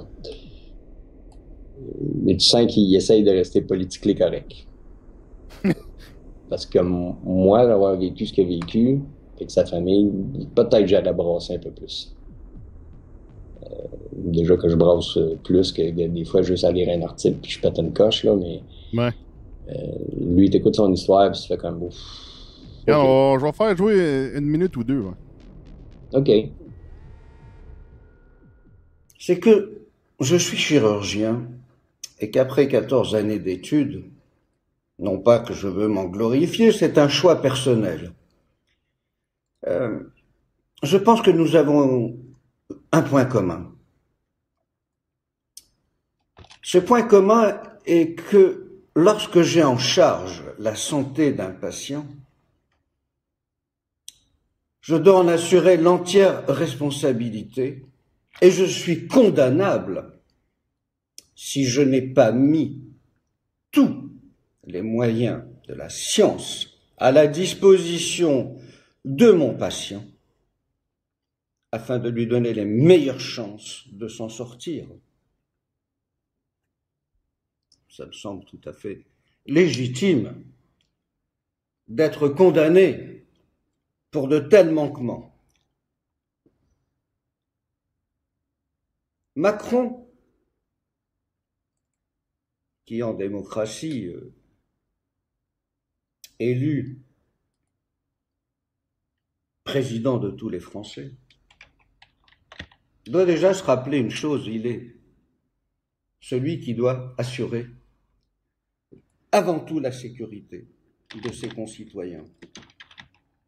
Ah ben c'est sûr que la façon dont il a été élu ne permet pas d'être triomphaliste, peu glorieux. On élimine le candidat le plus sérieux, sinon On sait que l'on va se retrouver face à Marine Le Pen et que toutes les chances sont de son côté pour la battre. Je ne suis pas le péniste, je ne suis pas mélenchoniste, je ne suis pas macroniste, j'ai été filoniste uniquement parce que je dois voter et Filon, pour moi, était la personne qui avait un programme qui se rapprochait le plus de mes idées. Pourquoi ne seriez-vous pas condamnable, monsieur Macron, dans ce qui vient de se passer, au moins être jugé? Immunité présidentielle. On devrait avoir une immunité chirurgicale dans ces cas-là. Ouais, c'est ça. Mais il a raison dans son point, parce que, tu sais, Macron, c'est le fucking président de la France, là, tu sais. C'est comme, il est responsable de toutes les personnes de la France. Tandis que lui, en tant que médecin, c'est ça. Il est responsable de ses patients à lui, là. Puis il est responsable de vie ou de mort pour ses patients, des fois, là. Tout à fait. Fait que là, c'est une énorme responsabilité.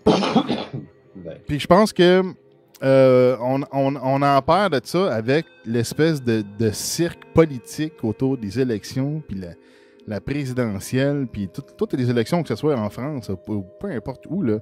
C'est comme c'est une hérésie pour un poste qui est extrêmement important parce que t'as tout le monde à ta charge. C'est pas juste une chambre d'hôpital ou un plancher sur un hôpital, c'est tout le pays, là. Tout le monde est à ta charge, même l'économie. Si ces hommes politiques-là faisaient vraiment leur travail, qui est de faire en sorte que toute la population vive bien,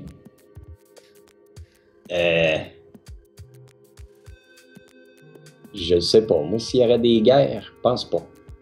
Ouais, c'est ça. Je pense pas, mais ils font pas le job, ils font le contraire. Puis là, c'est encore plus flagrant. Le premier ministre, le président de la France s'occupe pas des Français, mais il s'occupe des immigrés. Le premier ministre canadien s'occupe pas des Canadiens, mais il s'occupe des immigrés. Et le premier ministre du Québec fait la même astuce d'affaires. Trump dit non, lui. Là, les journalistes sont tous contre lui. Normal, les journalistes, les médias, ça appartient à qui? Ben, les globalistes. Voilà. Et ça fait, eux autres, c'est leur plan qu'il faut qu'ils se réalisent. Mais là, Trump a refusé, lui, d'ouvrir les frontières. Poutine a refusé d'ouvrir les frontières. Il y en a d'autres pays là, que je connais pas. Il faudrait vraiment qu'on fasse une recherche, mais il y en a plein qui ont refusé d'ouvrir les frontières, justement, à l'immigration. Pas nécessairement musulmane, mais l'islam radical, en fait, parce que c'est ça qui débarque. Mais t'as Israël qui sont très, très, très barrés au niveau des frontières. Ils refusent même les Africains, puis il y en a beaucoup qui passent par Israël. Israël, écoute. Israël. Faut pas que tu parles contre eux autres, là, on va se faire arrêter. C'est pas compliqué. On peut pas dire un mot contre les sionistes, on va se faire ramasser. Non, mais c'est un double discours. T'sais, on n'entend jamais parler de leur politique frontalière à l'Israël. Mais là, c'est tout le temps, on parle le Canada, les États-Unis, puis les politiques frontalières, puis surtout les États-Unis. Fait que là, Israël, c'est des ultra-nationalistes. Puis là, moindrement, on n'en parle pas, là. Là, les Américains, ils veulent... là, Trump, il faut protéger nos frontières. Là, c'est comme... là, t'as pas le droit. Mais là, tu parles pas des Israël qui sont les pires dans toute la game. Tu sais, si tu chiales contre le nationalisme, qui n'est pas nécessairement mauvais comme tel, mais là, va faire un tour à Israël, puis va chialer un peu là-dessus, parce qu'eux autres ont des politiques très drastiques, là. Comparativement au reste du monde. Là. Il y a une autre affaire que la plupart des gens, en tout cas les médias, ne parlent pas ici, ça c'est certain, puis que la plupart des gens ne sont pas au courant, c'est que M. Netanyahou, il y a des gros problèmes, c'est ainsi, au niveau juridique et compagnie. Oui, mais sa femme est dans le trouble. Puis, lui, il était impliqué là-dedans aussi, là. Il s'est fait mise en demeure, je sais pas trop quoi, il s'est fait... il va passer en cours, puis il va se faire questionner, je pense. Là. Pas mal, oui. Fait que tu vois, ça, c'est des choses qu'on ne sait pas. Donc, il faut vraiment fouiller partout pour savoir vraiment ce qui se passe, parce que nos médias officiels, ils t'en parleront pas. Ils vont diriger ton attention, comme ils font, comme c'est des spécialistes, dans une direction, pour pas que tu vois ce qui se passe ailleurs. Et c'est ce qu'ils font, c'est ce qu'ils nous font. La preuve, ici au Québec, c'est pas compliqué. On n'entend plus parler d'immigration des Syriens ou des musulmans ou des Haïtiens de ces temps-ci. De l'islam radical. Ça a tout viré vers la frontière américaine. Puis là, tout tourné vers les gens qui viennent des États qui n'ont pas d'affaires là-bas. OK. Mais moi, ma question, c'est où est-ce qu'ils sont rendus, nos islamistes? Ils passent par où? Ils passent pas par la colle, ça, c'est certain. Mais ils passent par où? Non, ils débarquent en avion, puis... Ils sont invités VIP, là. Ils lui donnent un passeport en débarquant, puis une carte d'identité, puis tout ce qui va avec. Moi, je comprends plus, là. Mais ce qui se passe avec les médias, ils ont-ils disparu, les islamistes? Ou c'est parce que, effectivement, à cause que M. Couillard est en train de prouver, ou qu'il veut prouver qu'on est des racistes parce qu'on pose des questions. Il veut nous faire passer pour le Québec comme étant des racistes systémiques. Non. Ben oui. Pas chaud. Hein? Tu iras dire ça à tous les Vietnamiens qui sont venus s'installer ici puis qu'on a très bien accueillis. Va dire ça aux Irlandais. Va dire ça aux Anglais. Va dire ça à toutes les autres races qui sont venus s'installer ici. Viens dire ça aux habitants de Montréal, quand l'île de Montréal, c'est la plaque tournante du multiculturalisme au Québec, là, sinon le Canada. Puis là, il veut nous faire passer pour des gens qui sont racistes, mais le système est raciste. Tu vois bien qu'ils sont en train de vouloir nous rentrer l'islam en plein dans la gorge, puis vous allez fermer votre gueule parce que vous n'avez plus le droit de parler contre les autres. C'est ça qu'il est en train de faire. Et ça, c'est de la dictature. Ouais. Parce que la preuve, c'est qu'il veut plus que ça soit public. Il veut que ça soit à huis clos. Ben là, nous autres, on se défend comment? On justifie comment pour montrer qu'on n'est pas raciste? Ben, tu peux pas. Ah ben OK, ben dans ce cas-là, fais pas une commission pour rien, dis-le tout de suite, passe une loi comme de quoi qu'on est raciste, puis c'est tout. De toute façon, ça, c'est de la dictature, tu te cacheras plus. Ouais. Comprends-tu? À un moment donné, c'est gros, là, c'est gros. Je trouve que nos journalistes, ils doivent en avoir une couple qui sont allumés, là, à quelque part, là, parce que c'est les enfants demain là, qui vont manger la chenoute aussi, là. C'est pas une farce, là. Si on a l'air à penser, non, nous autres, on va être corrects. Et moi, je me fierais pas à ça. Je vais être à vous autres. En tout cas. Je vais te faire une proposition pour cette émission. Ouais. On va finir les sujets qu'on a à couvrir sur Saint-Martin, puis on va closer l'émission là-dessus. OK. On va faire une émission un tantinant écourté pour un épisode du Feu d'Esprit comparativement aux autres. Par contre, ça va être un épisode plus ou moins centré sur un sujet. Ouais, bien d'accord. Bien d'accord avec toi. C'est correct, ça? Bien d'accord avec toi. Moi, je vais voir. Dans le fond, on sort l'épisode aussi de façon ponctuelle et pendant que c'est en train de se passer encore. Là, donc, on le fait parce qu'il y avait un besoin. On a senti un besoin de sortir maintenant. Donc, on sort maintenant. Donc, on va concentrer sur un sujet qui est le sujet qui nous a incité à enregistrer de façon immédiate. Là. C'est ça. C'est parce qu'il y a beaucoup de questions à se poser. Il y a quelque chose qui ne fonctionne pas. De toute façon, il va y avoir d'autres nouvelles qui vont sortir. On va les couvrir. Qui vont en rapport au sujet. On d'autres sujets, d'autres nouvelles par rapport au sujet de Saint-Martin qu'on va couvrir dans les autres émissions. Mais on voulait simplement présenter quelque chose d'assez rapide par rapport à Saint-Martin puis la censure qui se passe autour de ça. Éventuellement, on va comprendre c'est quoi la nature de la censure. Parce que de ces temps-ci, tout est exposé, tout sort à la lumière. Donc, on va le savoir. Oh, oui, puis tu peux être sûr que je fouine un petit peu pour l'avoir.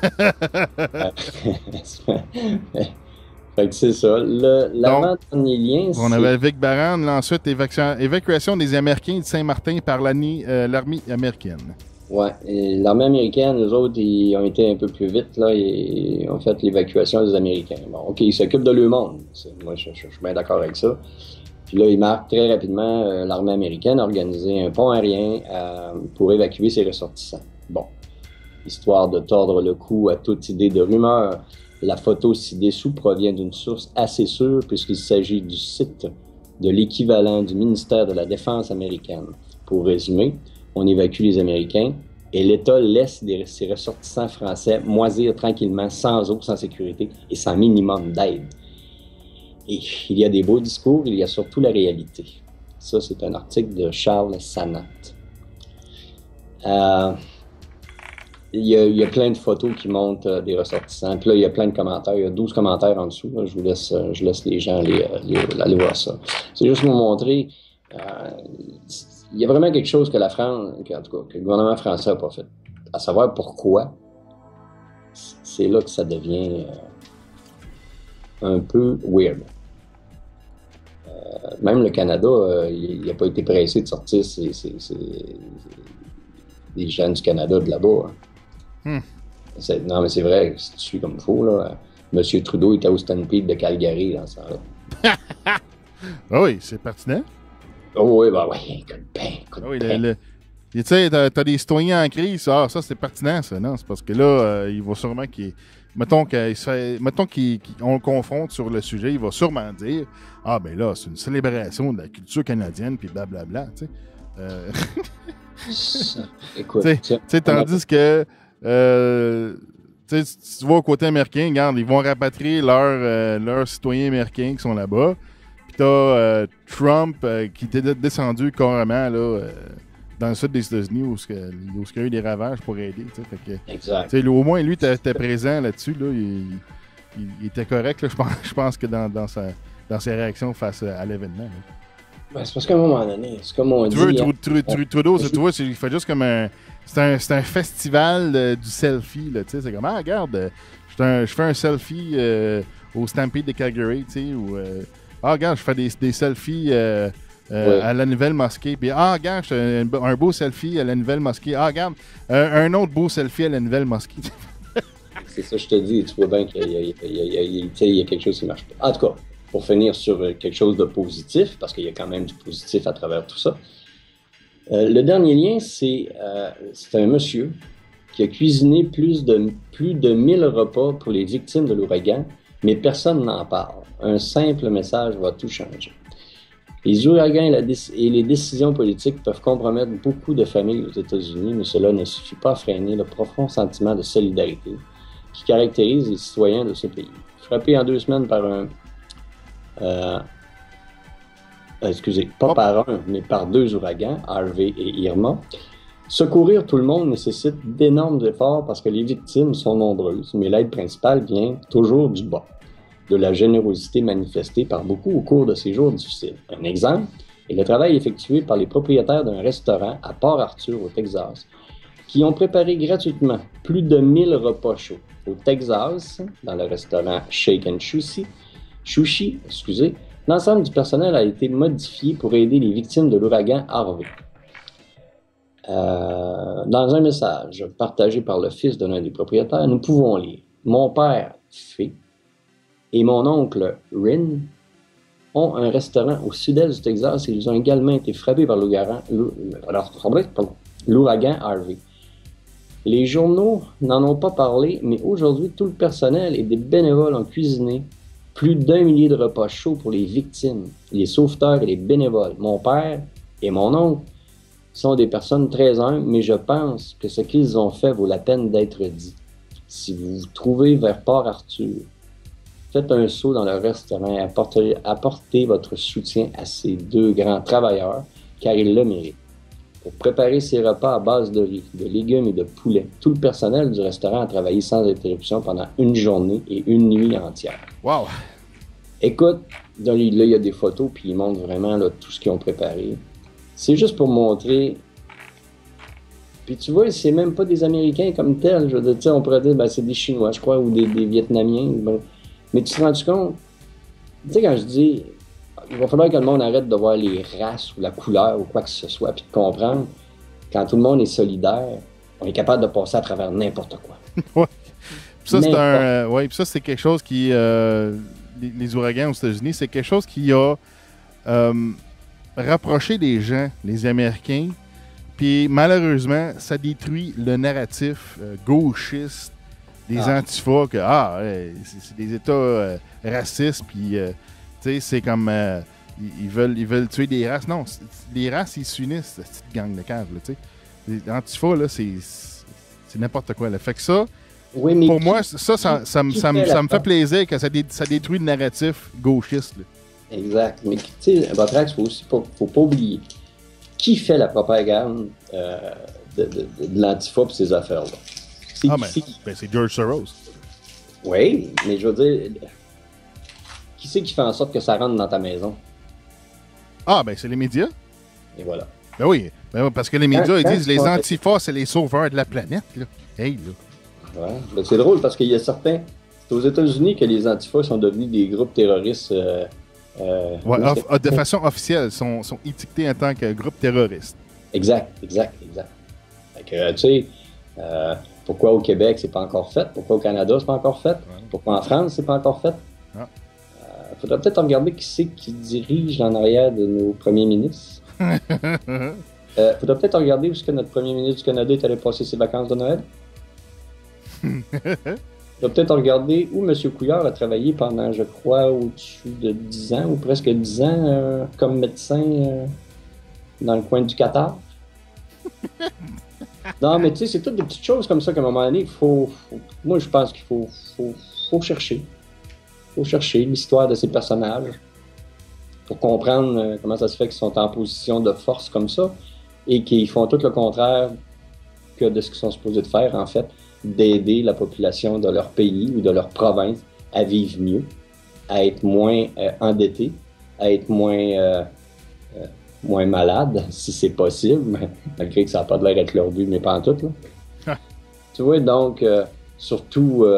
peut-être prendre plus soin de nos aînés, puis d'arrêter de dire « Ah ben non, on va lui donner des petits repas en bas de 2 piastres. » Parce que tu essaieras de manger un repas en bas de 2 piastres, tu vois que ce que tu vas manger, c'est peut-être pas de la qualité. Même si tu me montres ça à la TV, là, puis que tu as des journalistes pour me montrer l'assiette, là, je m'excuse, là, mais moi, avec 2 piastres, quand je veux manger, là, et sacrément. Ouf, il mange pas gros de devant. Non, une petite canne de bine. Puis encore. Puis parce que si tu regardes dans les épiceries, le prix s'est rendu à canne de bine, va te dire ton 2 piastres. Bon, avec les taxes, tu dépasses à 2 piastres. Ça se peut que tu le pètes un petit peu. Tu sais, à un moment donné, il faut que les gens comprennent. Là. Arrêtez d'être hypnotisés, puis réveillez-vous. Parce que là, ça n'a plus de bon sens. Plus de bon sens. Et avec ce qu'ils veulent faire, puis qui s'en vient, si vous trouvez, si vous n'êtes pas au courant de ce qui se passe en France, mais que pour ceux qui sont au courant, vous trouvez que c'est terrible, alors regardez bien ce qui est en train de se préparer ici au Québec. Là. Vous allez voir, on dirait qu'ils s'en prennent vraiment à tout ce qui s'appelle français.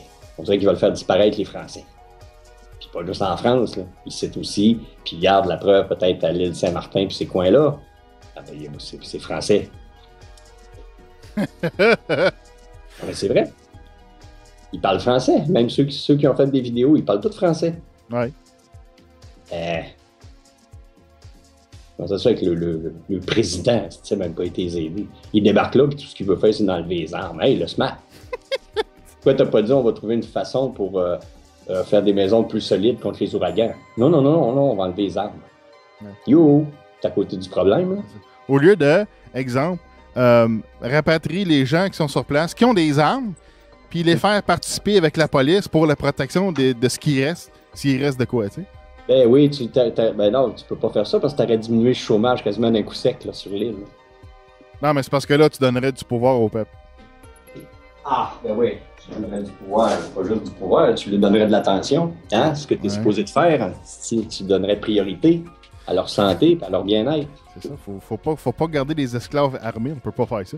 C'est le temps qu'on change les gouvernements puis qu'on mette des êtres humains à la place de ces espèces de bébites. Ouais. Là, pour ceux qui savent ce que je veux dire, là, quand je dis bébite,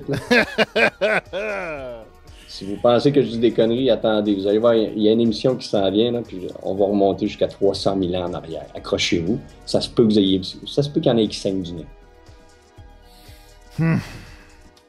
Et sur ça, mon ami, je pense qu'on a fait le tour pas mal. Ouais. Fait que voilà pour Saint-Martin, on a des choses bizarres qui planent. Certains vont dire que c'est encore de l'incompétence de nos élites ou des personnes en charge. Mais des fois, moi... Oui, je suis d'accord avec ça, mais je pense que c'est pas juste ça. Parce que là, tu vois que c'est de la négligence criminelle, carrément. Puis tu regardes, quand t'es pas capable de t'occuper de ton peuple, là, ça veut dire que peut-être qu'il faudrait que tu laisses la place à quelqu'un d'autre. De toute façon, avec la technologie qu'ils ont aujourd'hui, c'est juste ce que M. Macron a dit dans la vidéo en disant qu'on ne peut pas savoir où est-ce que ça va frapper. Ce gars-là, S'il ne sait pas, c'est un con, il ne devrait même pas être là. Il ne doit pas occuper sa position. Puis s'il sait et qu'il est allé dire qu'il ne savait pas, ben déjà là, c'est un menteur, donc ce gars-là, tant qu'à moi.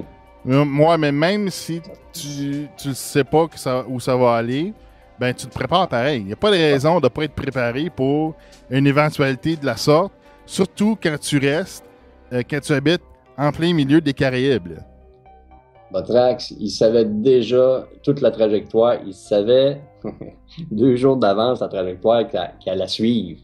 Ils l'ont même montré, j'ai vu des cartes, ils disaient, là, bon, il s'en va vers telle place, puis l'autre en arrière s'en va vers telle place. Il suivait, là, queue leu. Ouais.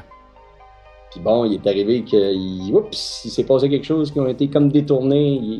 En tout cas, je sais que les gens ne croiront pas à ça, mais moi, j'en ai fait des méditations, j'ai envoyé plein d'énergie, puis je sais que je suis pas tout seul. Il y a plein de monde sur la planète qui l'ont fait, justement pour éviter le dégât au maximum.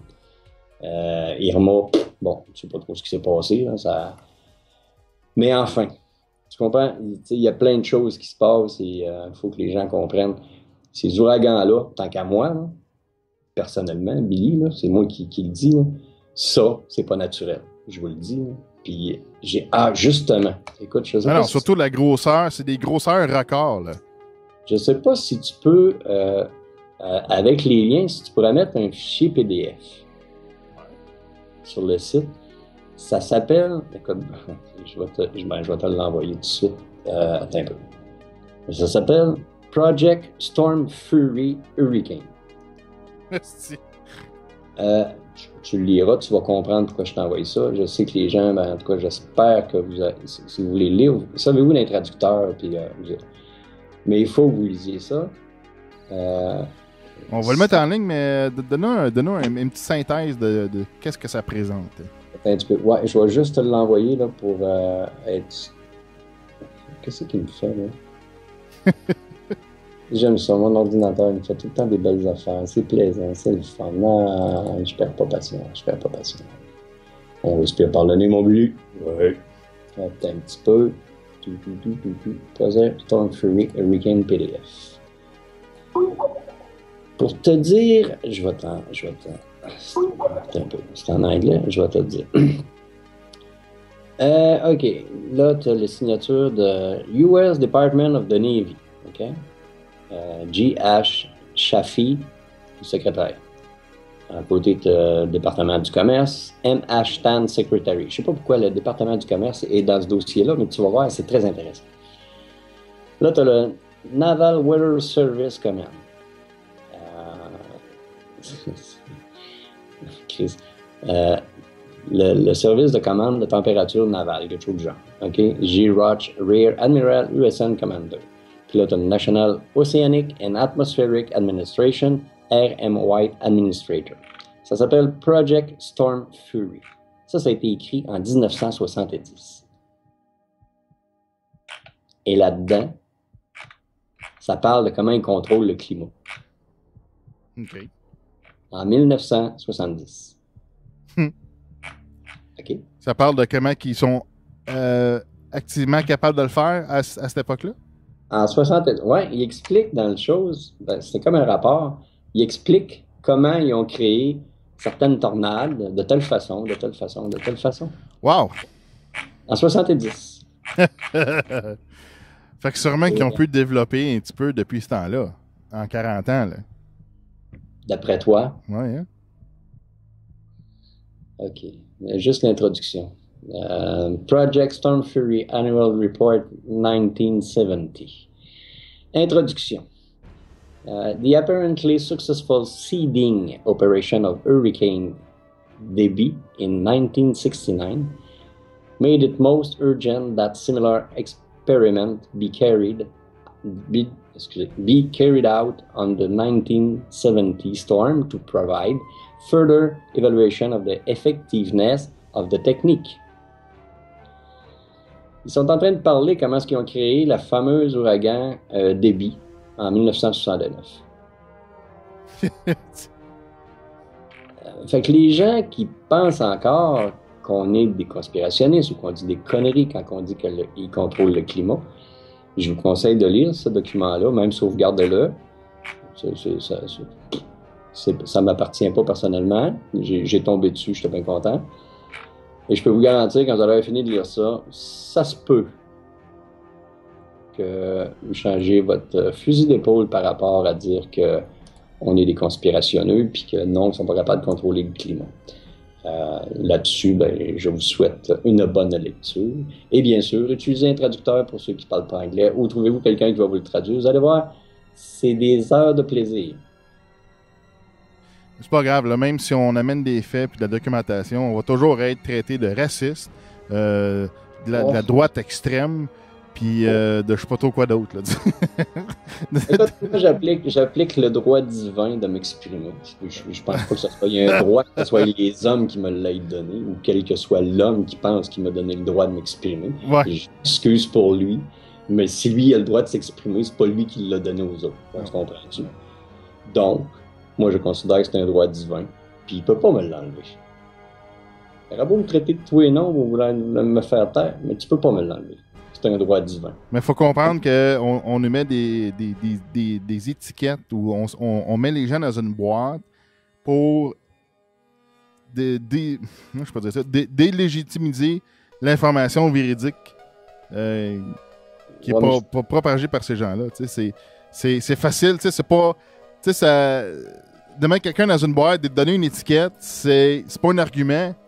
Mais on a trop l'habitude de vu qu'on les a étiquetés de cette façon-là, ben c'est vraiment ça. Puis surtout quand c'est les médias qui le font, c'est pas. Le monde il embarque facilement parce que c'est les médias qui le disent. Là. Mais faut faire attention quand on étiquette les gens comme ça, mettons, d'extrême droite ou de raciste ou de peu importe. C'est pour caractériser des gens qu'on veut démoniser, en fait. Là. Puis ça fait comme un argument sans faire d'argument, tu sais. C'est aucun argument. Tu sais, ça amène à rien. C'est juste une étiquette, mais ça n'a pas de valeur comme argument, tu sais. Ouais, ils servent de ça pour manipuler les gens, la conscience de certaines personnes qui, ils sont encore très manipulables. Puis les autres qui sont pas manipulables, ils finissent par avoir des doutes parce que, ils sont en train de se séparer. Puis là, de la manière qu'ils présentent ça à la TV, t'as vu, juste la manifestation du vin avec... la meute, tous les journalistes, ils laissaient sous-entendre que c'était la meute qui allait amener le bordel du ça, et ça n'a pas été ça pantoute. Non, c'est ça. Ça a été un type qui s'appelle M. Singh. Jaggi Singh. Jaggi Singh. Un autre terroriste domestique qui s'est fait arrêter, mais il a été relâché magiquement, tu sais. Ouais, mais c'est même pas un Québécois. Non. C'est ça qui est le plus drôle, tu sais, je veux dire, j'aurais compris si c'était quelqu'un au Québec et il n'est pas d'accord avec... fait que c'est même pas un terroriste domestique, c'est un terroriste non, mais regarde, étranger. Je pense qu'il vient de Toronto, quelque chose du genre. Ah, OK. Ça donne une idée de ce qu'il y a en arrière. Comme je le dis, moi, souvent, j'ai parlé avec des personnes, je disais, mais chercher qui c'est qui le paye, ce gars-là. Il sort d'où ce qui vient. Ça, c'est la vieille technique, là, ou la vieille façon que... Voyons, je m'en ai lu le Kraken. Là. Kraken, il disait tout le temps, je suis l'argent. Tout le temps? Absolument. Voyons non, si ce gars-là ferait ça gratuitement, tu fous, quoi? Pas jamais de la vie. Puis en plus, qui c'est qui a payé son cautionnement? Ah, voilà. Et ça, c'est une autre affaire qu'il faut trouver. C'est qui a payé le cautionnement? Oui, effectivement. Là, tu vas rester surpris de voir c'est qui. Peut-être pas. Moi, je suspecte très fortement que ça soit relié d'une façon indirectement à George Soros, là, tu sais. Ou quelqu'un qui est financé par George Soros, là. Tu sais, on l'a vu, c'est documenté partout aux États-Unis, là. Oui. Fait que, anyway, on va terminer là-dessus, là, sur Saint-Vincent. Donc, questionner ce qu'on vous présente, là, puis tu vois, quand vous voyez des vidéos sur Facebook qui disent que, regarde, on n'a aucun contact avec la famille, puis le peu de nouvelles qu'on nous dit, c'est que tout est dévasté, il reste à rien.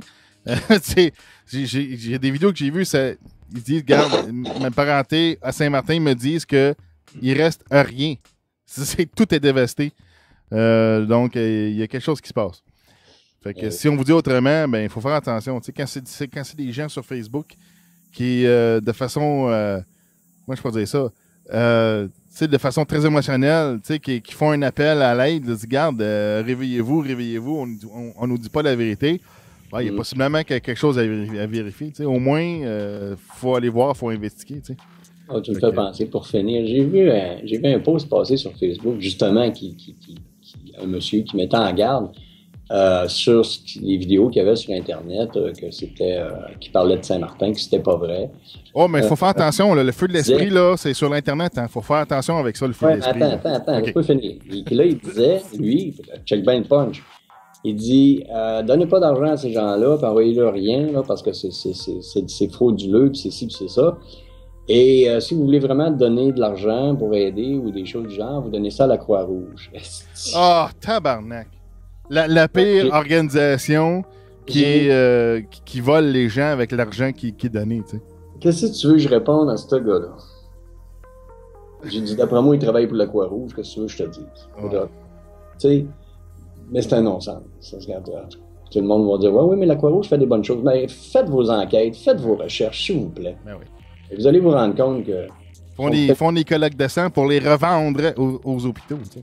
Ça ne peut-être pas si correct que ça. C'est parce qu'à un moment donné, il faut que le monde cherche. Arrêtez de tout prendre. Ah non, faites des recherches pour Croix-Rouge en Haïti, puis Croix-Rouge dans toutes les situations de crise. Même récemment, dans le coin d'Harvey, il y avait eu beaucoup d'alarmes ou d'avertissements contre la Croix-Rouge pour donner à la Croix-Rouge là, vis-à-vis les catastrophes d'ouragans aux États-Unis. Là, fait que les gens ils sont de plus en plus conscients que la Croix-Rouge n'est pas digne de la confiance. En tout cas, moi j'en aurais l'air à raconter, puis je connais des gens qui sont en Afrique, entre autres au Sénégal, puis comment ça s'appelle, au Cameroun. Écoute, il y en aurait l'air à te raconter sur la Croix-Rouge, tu tomberais le cul en bas de ta chaise. Émission 30. Hein? Émission 30. Peut-être, je ne sais pas. En tout cas, on va arriver à se connecter en même temps pour faire une émission, parce que c'est quand même, il y a un décalage horaire. Il faut toujours tenir compte. Ah ouais. Mais écoute, il y a des choses qui se passent, puis c'est certain que c'est pas les médias qui vont nous les sortir, de toute façon. Les médias ne nous parlent même plus de ce qui se passe en Afrique, et pourtant, c'est pas beau. C'est pas beau. Mais ils nous en parlent plus. On parle plus. En Afrique, on n'entend plus parler, tout est réglé. C'est pas vrai. C'est pas vrai, c'est le bordel, ça fait dur. Alors voilà, fait que c'est notre émission pour la dévastation de Saint-Martin. Alors, ouais. Les informations vont suivre dans les prochaines émissions. Ouais. Puis juste pour la fin, là, je voudrais juste plugger un ami qui s'appelle Robin et qui est DJ à une radio sur Internet. Ça s'appelle rccq.ca. C'est une radio country, centre du Québec. Si jamais vous aimez le country, ben je vous conseille d'aller faire un petit tour là, rccq.ca. Puis vous allez voir, ça a quand même de l'allure. Cool, ça. Yeah. Fait que sur ça, mon ami, ben, si tu veux closer, moi, j'ai plus grand-chose à rajouter. Excellent. J'aurais plein de choses à rajouter, mais c'est parce qu'on va arrêter ça là. Ben, si vous avez des informations pertinentes à nous faire parvenir vis-à-vis Saint-Martin et la dévastation et les mensonges qu'on nous présente, là, oui. Des informations qui seraient pertinentes aux auditeurs à savoir, là, ou, une dénonciation particulière, vous pouvez le faire. Envoyez-nous quelque chose par email. C'est le feu de l'esprit @feudelesprit.com ou sinon dans la section contact sur feudelesprit.com ou sinon par Facebook, Twitter. Tous les liens sont sur le site Facebook. Tous les liens sont sur le site feudelesprit.com dans la section contact. Yes. Alors voilà, on se retrouve prochainement dans l'émission 29. Ouais, monsieur, puis je te souhaite une belle soirée, Batrax, puis merci beaucoup. Yes, à la prochaine. À plus. Il y a plusieurs façons de s'abonner au Feu de l'Esprit pour écouter gratuitement. Sur notre site internet, feudelesprit.com, entrez une adresse email pour être notifié des nouvelles émissions. Suis notre page sur facebook.com/Feu Esprit. Sur twitter.com/Feu de l'Esprit. Recherche Feu Esprit dans iTunes sur ordinateur, l'application Podcast sur iPhone et Google Play Music sur Android. Le Feu de l'Esprit est aussi publié sur YouTube, Vimeo et Mixcloud.com. Le Feu de l'Esprit est également présent sur baladoquebec.ca, rzweb.com, Stitcher, TuneIn, podcloud.fr, podcast.de, poddirectory.com et podbean.com. Tous les liens se retrouvent sur feudelesprit.com, section contact. Notre adresse email est feudelesprit@feudelesprit.com.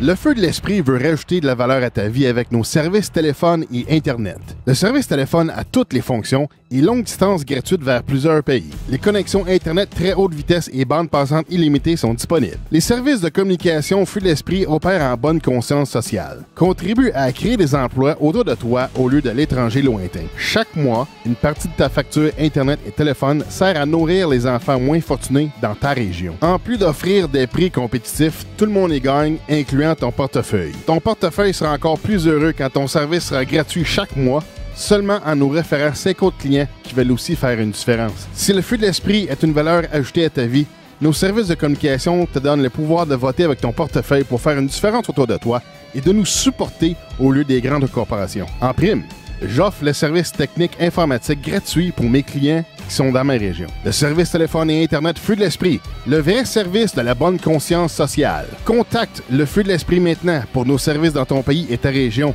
et on va t'aider à faire une différence. Dans notre cœur, nous sommes tout-puissants.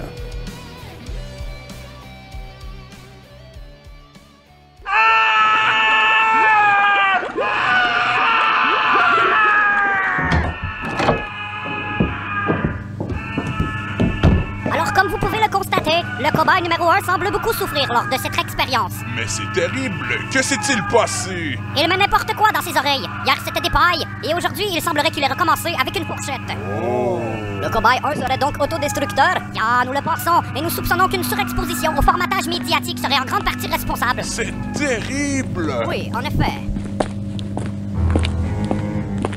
Comme vous pouvez le constater ici, le cobaye numéro 2, quant à lui, semble être quelque peu euphorique. Euphorique? Vous voulez plutôt dire débile, non? Oui, en effet, et nous pensons que sa démence aurait pu être causée par une dépendance à des quiz télévisuels de piètre niveau intellectuel. Mais c'est terrible! Est-ce que le cobaye 3 a été atteint? Excellente question, chers collègues. Vérifiez par vous-même. Mais il ne se passe rien! Exactement! Il ne se passe rien! Le cobaye numéro 3 est parfaitement docile. Un abus de radio commercial? C'est l'hypothèse la plus probable, en effet. Notez aussi que le cobaye numéro 3 semble se rendre compte de son état, ce qui expliquerait sa tendance à déprimer. Nos recherches démontrent également que le fait qu'il soit constamment soumis à de la musique monotone et gavé de mauvaises nouvelles contribue à le rendre pessimiste et inactif. Vous voulez dire qu'il a cessé de réfléchir? Pas totalement, mais comme il est sous-stimulé, sa pensée indépendante se dégrade. Allons voir le dernier candidat maintenant.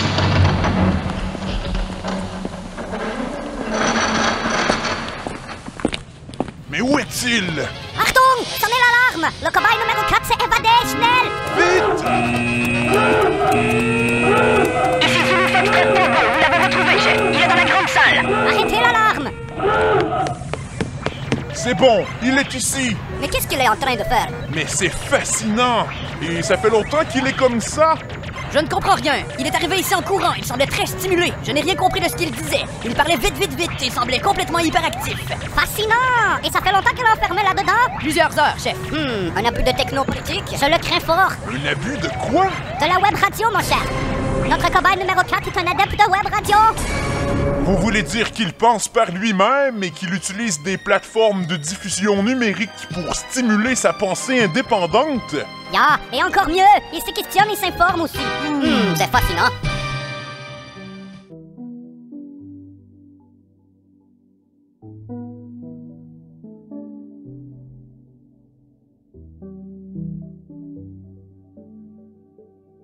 J'aimerais offrir un mot de la fin, une pensée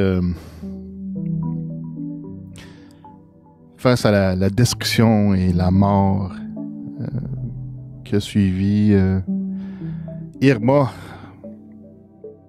à Saint-Martin et aux autres endroits. Mais surtout Saint-Martin, ça peut être difficile de ne pas être en colère,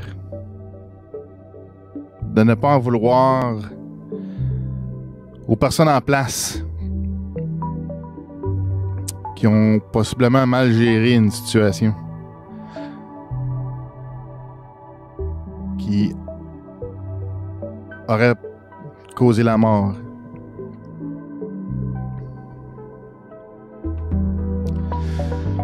Faut pas cultiver la colère ou les pensées ou les énergies négatives.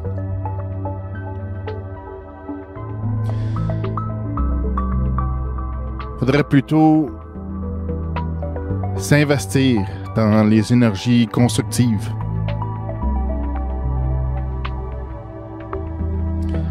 Au lieu d'haïr les gens, au lieu d'être en colère contre certaines gens, ben, il faut les aimer encore plus. Il faut se poser la question, comment on peut les aimer encore plus?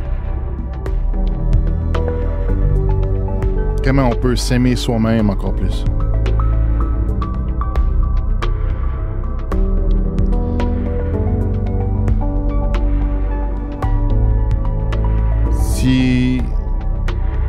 Si on a perdu des gens, de la famille, des amis à Saint-Martin, c'est certain que c'est une situation très difficile.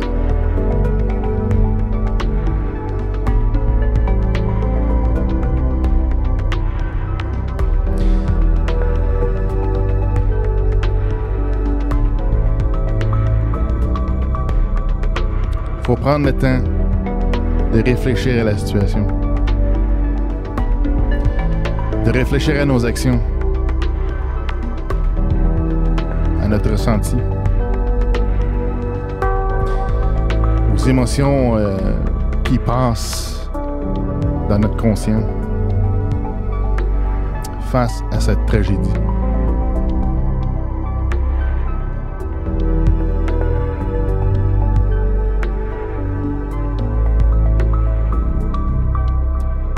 Il faut prendre le temps d'absorber. Il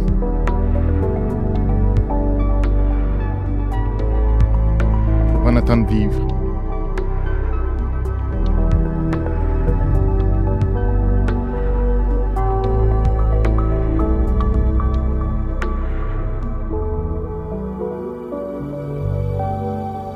Il faut prendre le temps de pleurer.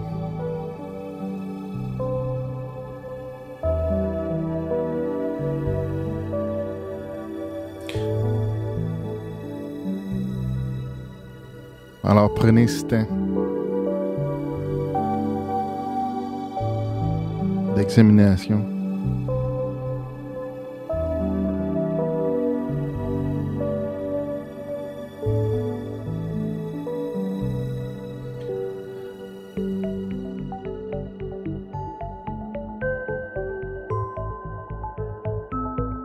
Prenez votre minute de silence dans cette musique réflexive.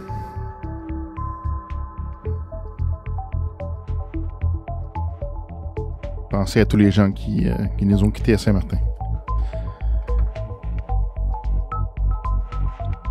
Et donnez-leur votre amour. Alors voilà.